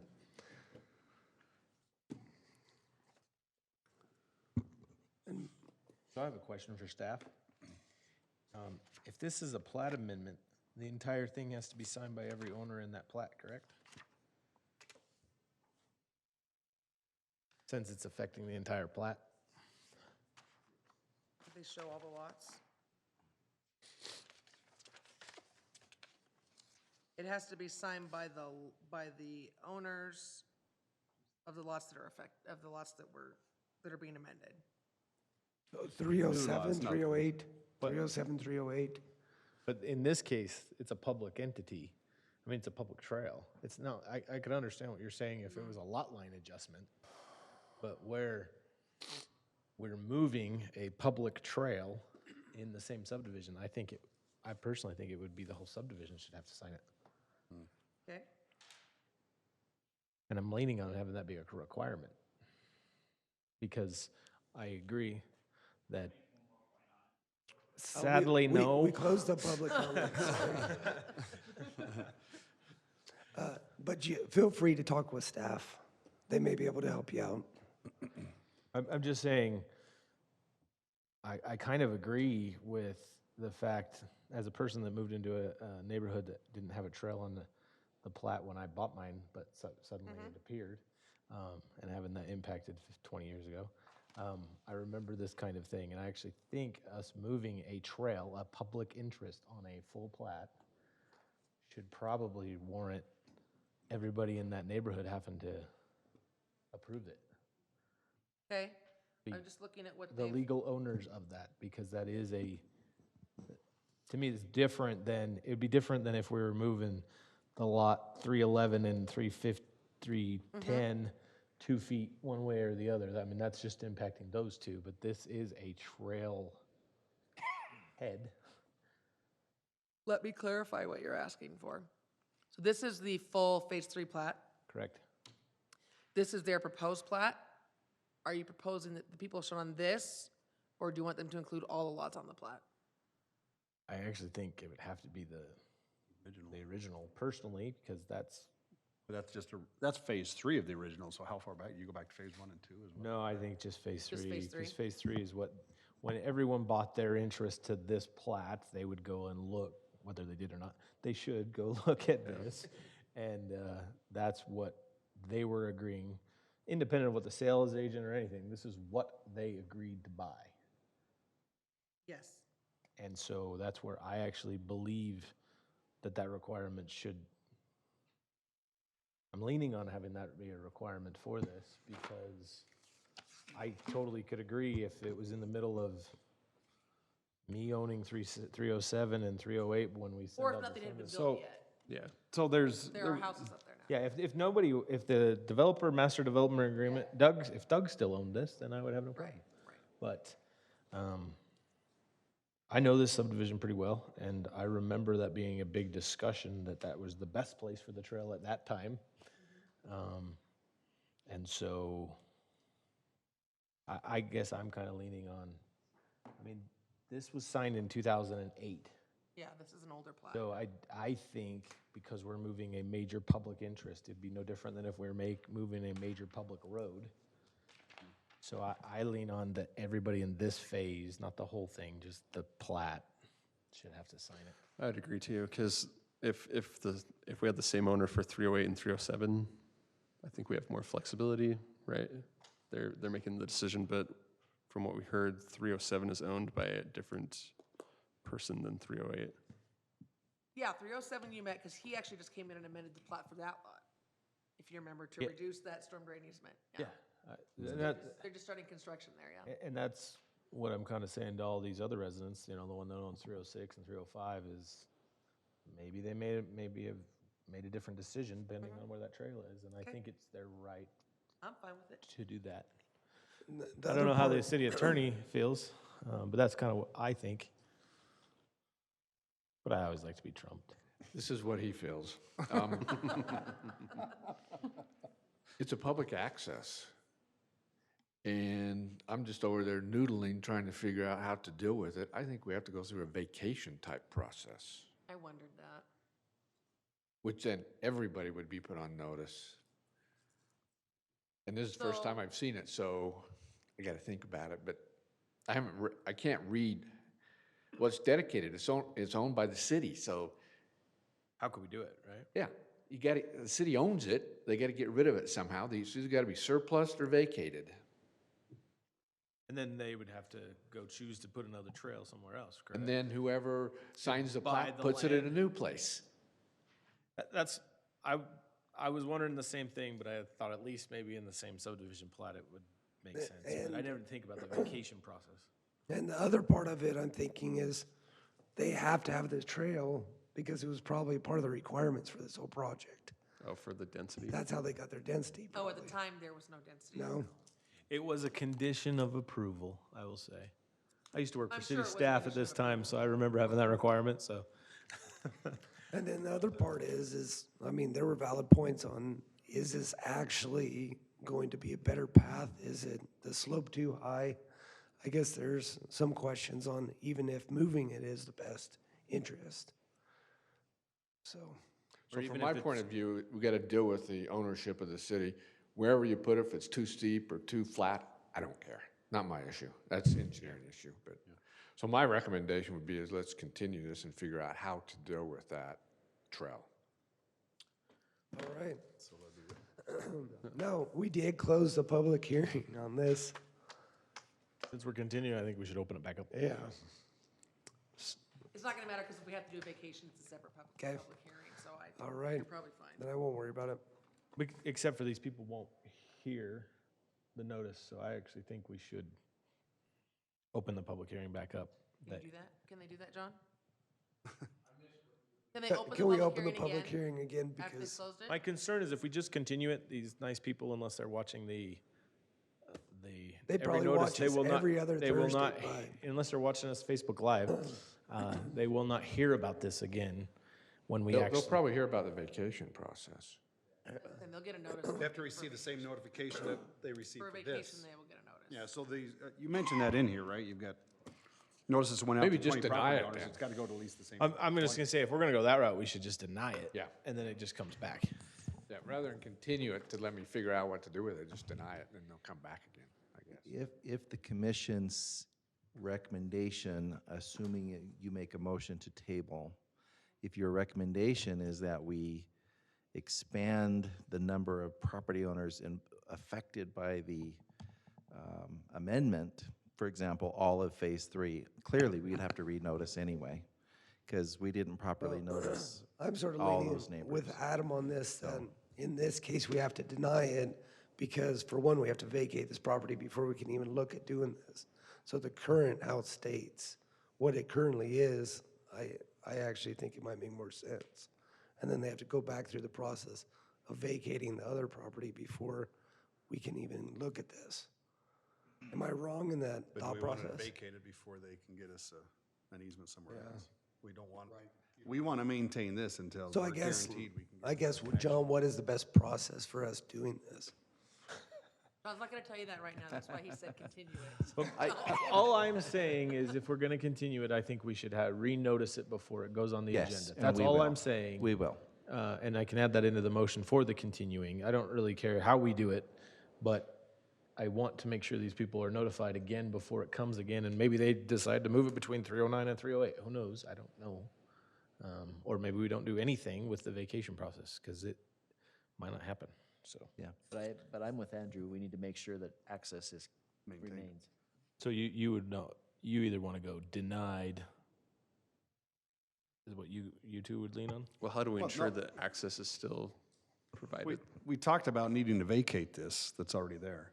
We don't want to vacate that until we're having another connection made. Just thinking out loud, I think even if you vacated it, you'd still have to amend the plat. Correct. So you don't want to deny it, I don't think, because they still have to finish this plat amendment. The vacation is a separate process. They just might need to include the entire thing. They might. Yeah. But you're going to approve a vacation and a plat amendment, and I think it's going to be two separate items. One So I don't see contingent the- upon the other or something like that. So I don't know that you'd want to deny this, because I think you're still going to Just have to approve the continue it. plat amendment. Yeah. So I would just continue it. Unless- Then we will, just say it in your motion if you want, but And, we'll notice again. and renotice, yep. I just think we renotice. Yeah? Yeah. I think we continue. Continue and renotice. Okay. 3.4.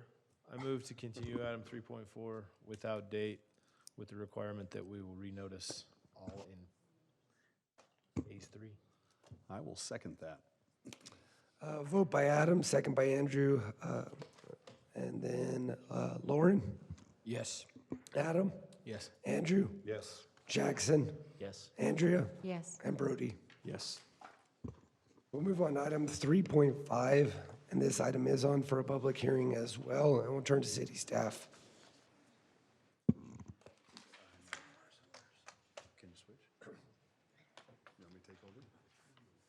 That's kind of what I think, yeah. I think they had to kind of apply to the subdivision. And then we did the Brent, are you ready to? Sorry. Give me a sec, sorry, I'm getting this straight here in my head. Where are we at? 3.5. This one will be easier. This is a one-lot subdivision on 7251 Herriman Highway. You can see the proposed lot here. Lots that are, what we like to call illegal lots. Historical, that's such a better word for it. Meets and bounds lots that were never part of a legal subdivision plat. So in order to get a building permit, they need to be part of a subdivision plat. So they have submitted, oh, this is what the beautiful ordinance says, you gotta be on a lot. So they have submitted this beautiful plat for one lot so they can build one home. There is some road dedication. They will not be doing road improvements. We'll just require a fee in lieu because we don't want a piece of road improvement right there. So dedication, but a fee in lieu for the improvements. This is a public hearing, so that's it.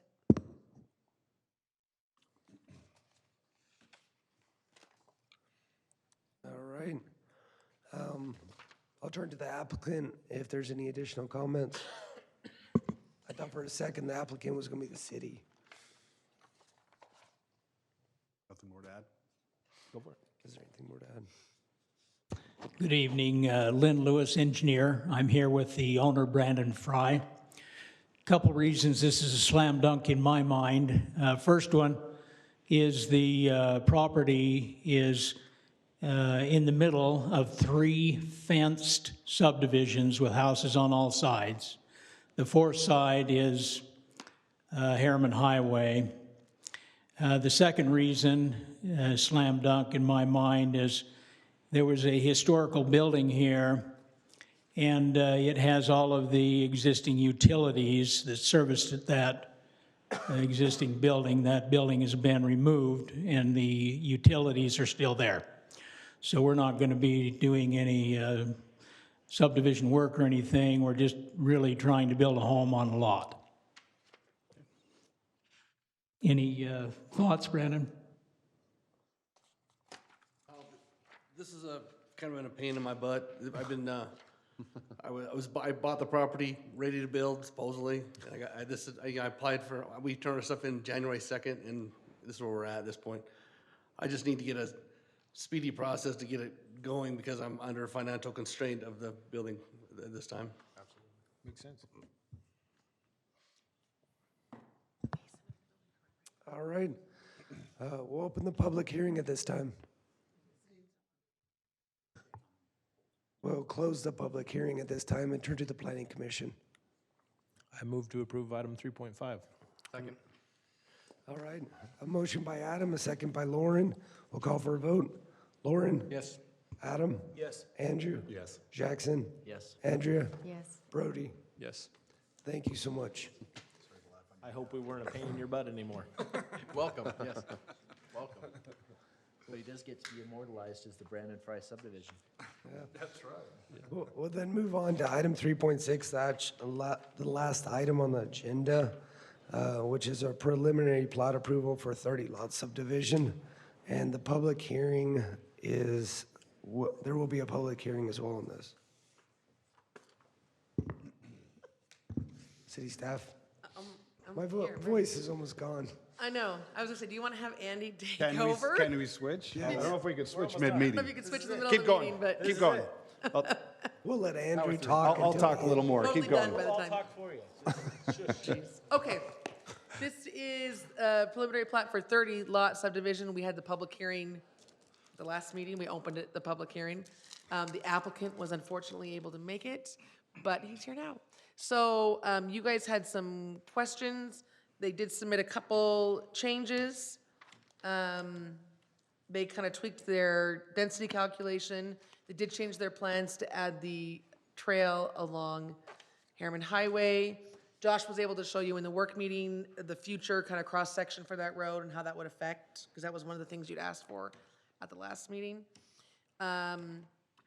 So other than that, again, the public hearing is still open. You probably just need to talk to the applicant about your questions. Yeah, I think we should just talk to the applicant. The applicant here, have him come up, and share his thoughts.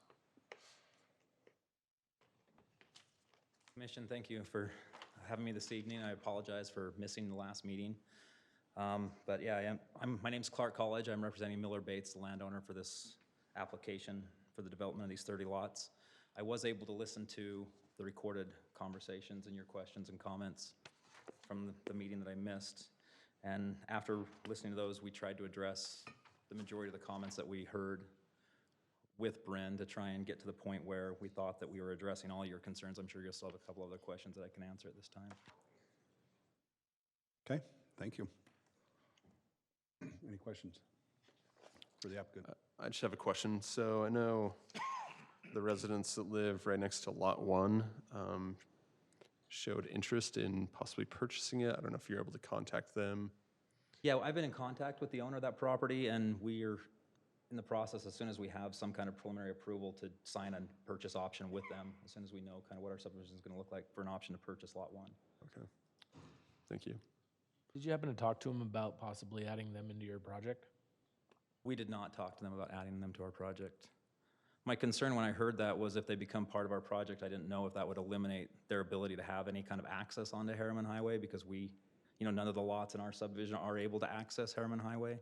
I think they'd still be deemed as historic, so they could have access off of it. They would be able to have from it. that And then- lot. Okay. It So yeah, just I haven't spoken to her other than to let her know that we were still interested in moving forward with an option to sell her Lot 1. And as soon as I mentioned that to her, that was the only conversation I had with her. It's just how I would argue that you were meeting the 0.2 unit per acre, dedicating and installing infrastructure that is identified as a system improvement. I would show that you're actually reaching out, trying to get more right-of-way for the city. So that's all I was trying to say. Yeah, I in that comment with the 0.2 units per acre for that condition for the extra density, I guess my engineer and my understanding with staff and DRC in the conversations regarding that was with the extra right-of-way that we were granting to the city for that high T intersection, that was going to allow us to take advantage of that density bonus.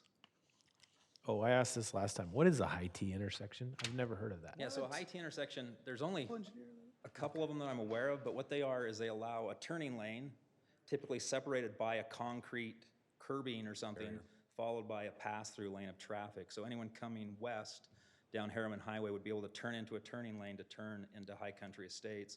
There would be a concrete, curb barrier, and then the traffic continuing west would go in that passing lane, in the traffic flow lane. That's why I was asking that, because I didn't know that Herriman allowed that, so that's why I was just asking that.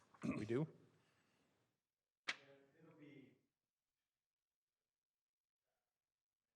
Yeah, traffic management system measure, yeah.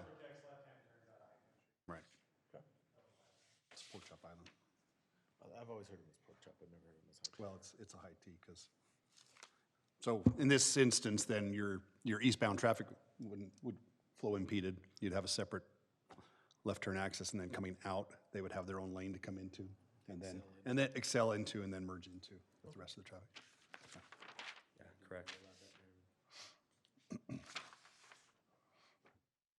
Okay, any other questions? So if there's on lot one, then, if you're in a purchase agreement with them, how's that gonna affect the access? Because they've got access through there, but lot one would have to, are they gonna turn that driveway out onto that main road then? You see what I'm saying?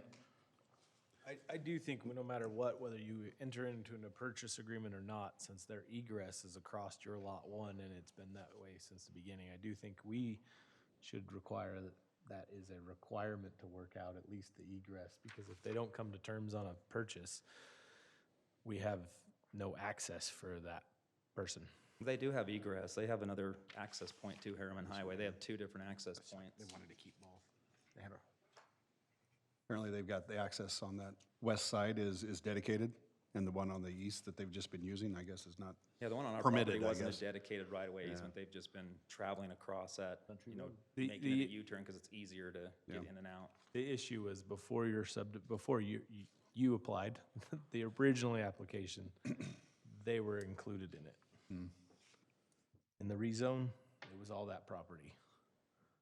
And so I think we need to ensure that the egress is resolved, because I know they have two roads, but one looks much more predominantly used and historic in that manner than the one that isn't as used. It does have the paved return on it. Exactly. You wouldn't have a paved return. I mean, we're talking out in the county where they don't do anything. So if it has a paved return, it's been there for a long time. And so that's all I'm trying to say is by default, they kind of have two accesses. So we need to at least address that somehow, in my opinion, with this subdivision. Independent of whether they buy lot one from you or not, that to me is, we need to Yeah, I don't know the proper term, but- that they don't buy lot one, because unless they were part of your whole subdivision and that's how you mitigated, then I think that would solve this. But because they're not part of your subdivision, but yet their primary access to some of their buildings is through, historically, that's where I kind of get stuck. Are some of the, I guess their outbuildings appear to be on lot 1 and 2? There was a shed on part of our property. I'm not sure if it was their outbuildings or whose those were initially. So originally, Brody, this was one big lot. Yeah. The original applicant probably quit-claimed this to these people so they could get going, and then. Yeah, the original owner sold part of this property to the person that we ended up taking the property back from. So that owner purchased the land that's included in lot 1 and 2 from the original owner who had been using this property throughout history, you know, using that easement. As I understand it, the people who own the property now just purchased it after we've owned this property. Okay. It's just been a recent thing that they purchased the property. Yeah. Okay. So they, at that so the new point, owner was I would aware. assume at that point, the seller of that property should have notified them that property had been sold. I don't know what he notified them of. Yeah. So I guess they had notice of that previously before purchasing it. Okay. I would assume that would have had to been done in his property disclosures to the buyers. So Adam, you can't exactly, if we added another lot, then it's 31 lots and you can't go over 30. You could incorporate it into lot 1, right? Morph into lot 1. One Would A and become, one B. And that's No, larger it'd be- acre. Well, that's it'd just be larger- one big lot. That's one- larger acreage, and No, so that's you'd a have larger density acreage, bonus. so it would probably go up, is what I'm trying to say. Because if you look at that thing, it's pretty substantial. So I would assume it's about an acre. So I'm sure, if anything, it might give him more density to go closer to 32, to be honest, what I'm proposing. But I think it solves a major issue that will be a problem for time to come. I think if he buys Lot 1, the access needs to be through the neighborhood. Yeah, and come off from. Slide more, Does it be safer? Yeah. that could work too. Because right now, they're required to build the wall all the way down to the edge of Lot 1. Yeah, the grades there are pretty. Yep. Would this require the Witherspoon group to extend the wall all the way to the end of their property as well? Well, I guess if they became part of the subdivision, right? Either way, that's gonna have to eventually happen if we widen that road. Eventually, yeah. I just trying to think, get done. I think we're overcomplicating it. Right now, we're looking at this. What he does with Witherspoon is a whole different issue. Because, I mean, if they buy the lot, they'll still have access. The access will just go through the neighborhood versus going through the wall. That's how I look at it. Except what I'm saying is, I think they had a historic access, and I don't think we can take that away. Well, but somebody else took it away already. Yeah, that's what I guess. But we're solidifying it by putting a subdivision over the top of it. That's what I'm trying to say. And that's, I'm just saying we should have provisions in this to say, address the Witherspoon access. That's all I'm saying. I guess I'm stuck because changed ownership and they knew that these two parcels did not belong to them when they bought it. I get that's been there for 20 plus years and usually have right-of-way access or egress, ingress, but Permit, access permit for them. I don't know if that means same owner is using that property for that amount of time. I guess that's it wouldn't be the They came case. last time, Brody, and remember they said they just recently purchased the property. Yeah, correct. But historic property rights, historic right-of-way does transfer. That's why like BYU will close down the campus. Yeah, for a For day. one day, is so that Correct. they don't lose, they don't get deemed public streets. And so that's what I'm trying to say is Yeah. that to me is clearly their access if it's been paved. Wanted to suggest, and Josh and I were just talking about this, perhaps we should look a little deeper as to when that lot line was created.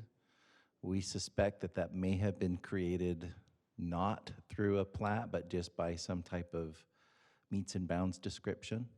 If that happened after the city had incorporated, then technically what we're looking at is actually an illegal lot that we don't, just like the last property owner. Yep. That was a historic lot that was in the county, and we actually required that to come through our process.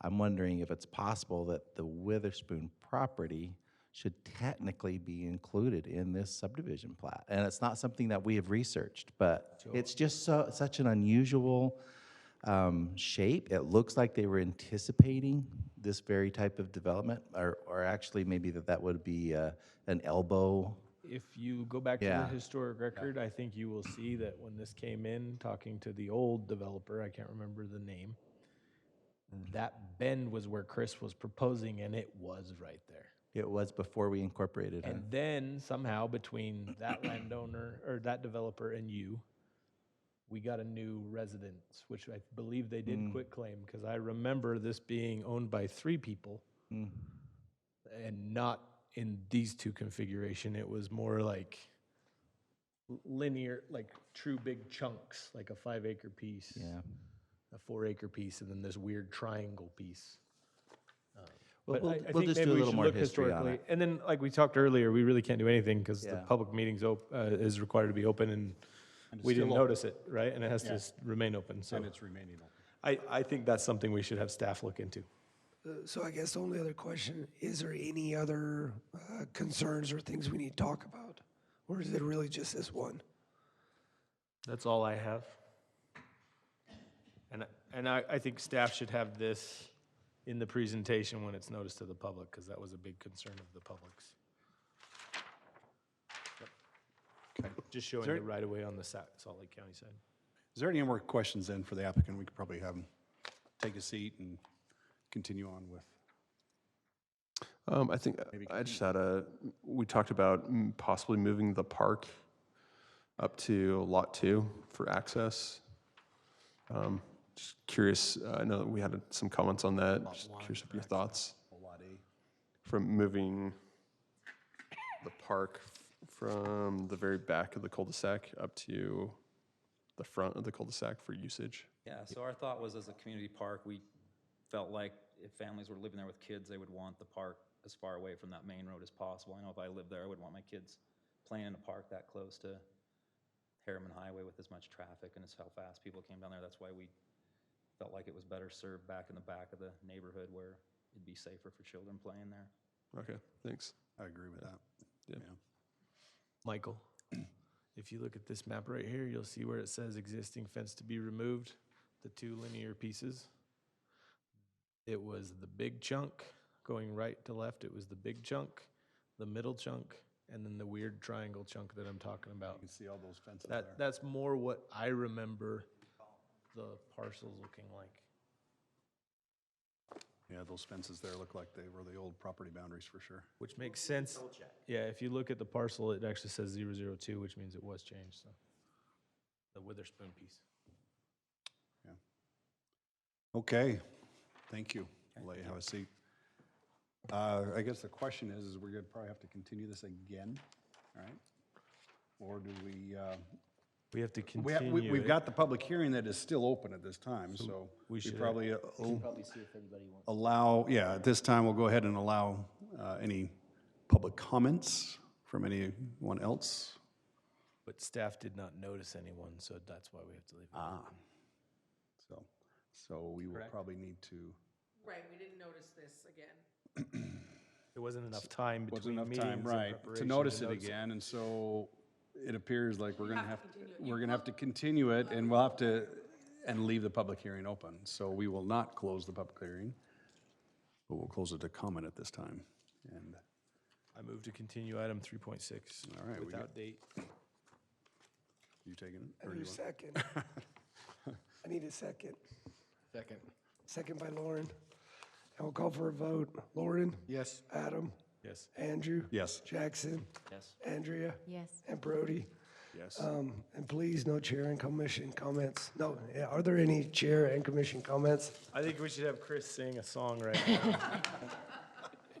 Exactly. I had a quick question for staff. Can you talk about the council's discussion on Black Ridge Reservoir and when that might go back to them? They said they don't want swimming. What'd you Yeah, say? I didn't no hear what you said. swimming. I heard there was. I think it was just a work meeting. Was that a work meeting? Work meeting last time, I think. Well, there was certainly discussion about the impacts of our current policies, how we manage Black Ridge.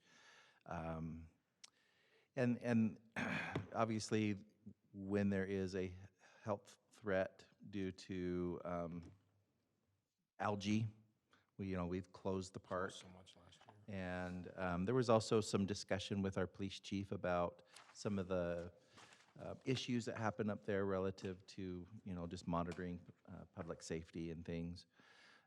So there was some discussion about whether or not our current policy is the best policy, that we allow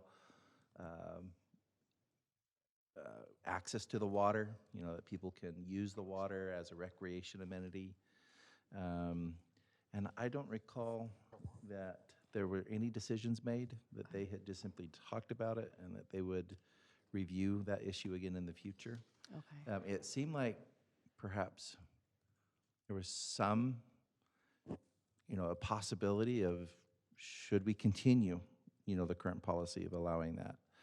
But I certainly did not get the impression that there was a majority position on that issue. Okay. Like in your Yeah. personal opinion, do you feel like that's an amenity or is it more of a hassle for the city? Right, it's that balance, right? Right. The community amenity, but we all know it's very popular, very popular. Have they considered what Springville has done down there? Permits. Yeah, as far as like parking and things Because like that. everybody who is outside of the city limits is charged for parking. It solves a lot of the problems. It does, and it also funds a lot of keeping Maintenance, it yeah. maintained. Another Sing a song, please. Another reason why this issue came up recently is the city has decided to not offer concessions at Black Ridge. And we had a private individual approach the city saying, would we allow them to operate concessions or sell concessions at Black Ridge? And so that was one of the reasons why it was brought before the council for a topic of discussion. So yes, they will continue to discuss this. Thank you. Michael, I want to, and I don't want to, I'm not picking on Clark's here, just, you know, on this one we were talking about here, but there's been a lot of talk the past week about master plan developments versus piecemeal, and a lot of it focused on connectivity. Like, how can we do better? Is it, like, I look at this one, you know, you've got the Danzy property just north of this one, for example. We're cul-de-sacing right here, but yet you know there's going to be houses, residential just north of this. Is there a way as a city we can ensure connectivity from this development to that so we don't have this piecemeal? So in the subdivision ordinance, it does encourage that we look at what's happening around any proposed subdivision. And I believe the commission in the past has occasionally even required future connections, like a stubbed road. It's been my impression that we've done that in the past, but it's pretty rare. But that is something, if it's justified, that is something that we could Except for require. in this case, we didn't require it on Danzy, so Right, we were right. stubbing it. And that's what I'm saying. How do we go about fixing? I mean, so we've got to watch it for every. Yep. I think one of the challenges we have is whenever we're dealing with master plans, we always tend to stay at a very high level. We're 10,000 feet off the ground. And the problem is that we're always seeing, well, what happens when we agree to that master plan, but now we're closer, right? We're now looking at a finer scale of development, and we start to realize there's a gap between our vision and reality. Absolutely. And I don't have a good answer for you on that, but being aware that that is a problem, maybe we can spend more time when we're doing those master plans, making sure we're looking at the finer grain details, or at least build a process so that we are looking at that at the right time. I guess the hard part is, right, we didn't know how this property was going to be subdivided. I guess that's what makes it hard. Yeah, I think whenever we've done these development agreements, there's always this position that I now am guaranteed. I have a vested development right, and the city can't ask me for anything more other than I have to comply with just standards. And I think we start to see that there are more issues that either party maybe hadn't really considered. So we maybe need to build a little more flexibility in how we execute these development agreements or master plans. Maybe on both sides, we need to have a little more ability to interpret and apply the standards. Tim Sof, the architect that came on Bella Villa, I was asking him, I said, Tim, how can we avoid this problem in the future? You did this plan several years ago, 4 or 5 years ago. Yep. I said, didn't you anticipate this problem back then? I mean, you had an engineer on board, and I guess they didn't. You know, I was saying, well, you know, what can we do to try and avoid this in the future? You know? And again, I wasn't picking on that. I was just that one just was glaring to me that there's so many connectivity issues to the one to the east, to the one to the north, that we could just so much better way to do this. And I know it's different property owners, and I think that's, you know, versus a large property. It's easy to master plan for one property owner over. But the side effect is we would have given him more density. If you look through our subdivision ordinance, he would have qualified for a lot higher density if he did work with more. So, I mean, I hear what you're saying, but at the same time, it's okay I mean, this is still a decent sized subdivision. It's not what we are used to because it's a smaller one, but it's Like I said, I'm not being critical of this at all. I'm really not. I don't have any problem with it. It's just cul-de-sacs in general are really discouraged in planning. I mean, really, they are. They're just really discouraged. I love my cul-de-sac, though. I know they are, but everybody wants to live on them, so that's the part. Cul-de-sacs are certainly appropriate in certain locations. Which I think this one is kind of, I think it's forced because of the mean, if you look at all this slope right here, Right. that's kind of why there's no other solution. Well, again, like I said, I'm not looking, because I don't know what exists around here. I'm just saying it's not the first one we've seen like this, where there could be more connectivity, you know, to, because I'm not moving out of my cul-de-sac either. But I do think talking about, like you said, Michael, is if they're cutting off land before it gets to us, you know, they rezone and cut off a piece and then they go, that's where we as a city need to start getting tighter. I know that's what we've talked about with other re-subdividing land and things like that. It's kind of the same deal. Like with Danzy's coming, is Danzy already, because they're selling it off to different in different phases, right? Does every phase come back with different, because that was a big piece. I mean, I think we could have really done a really big, I don't know how that, I don't remember it all. I'm just trying to educate myself. 'Cause it's Danzy was been- all approved as one thing. Each phase will come back to you. With You've seen- connectivity though, is there connectivity in there? Is that what I'm Between saying? phases, Between yes, there- phases, or is each Yeah, phase in gonna fact, have? right now, we have phases 4 through 7 just came in, Okay. which is good when they come in with multiple phases Multiple. together, because then you do see how all that works. And you'll see that on your meeting probably next month, and you'll see how all those phases. I mean, it's the whole thing, every road, everything laid out, so. I'm just looking forward. There's some big changes coming west of our city, and the more away I we. agree. All right. No, I don't want to wrap it up. I got questions. I want to You learn. got, that's fine. I We- wanna mean, learn. This is I'll for learn comments. after, This is fine. for I'll learn off comments. the- These are, questions we can ask at any time, but this is opportunities for us to make comments though, for, just in general. Fine, I'll shut up. No, you're good. Well, any other comments that we I have? can take a hint. Not all the The time. chair but whispered to not me all because he the can't time. talk out loud, so anyhow, I'm taking over. Let's All get right. talk about buried underground parking, and we'll get Chris going. Any other comments, not questions, any other comments? All right. With that, we'll just make a notice of future meetings. Wednesday, March 11th, City Council meeting. Thursday, March 19th, Planning Commission. I get to spend my anniversary with you guys, so welcome. And then Wednesday, March 25th will be a City Council meeting as well. Do I have a motion for adjournment? So moved. Motion adjourned. Second. Motion. All in favor? Aye. Thank you.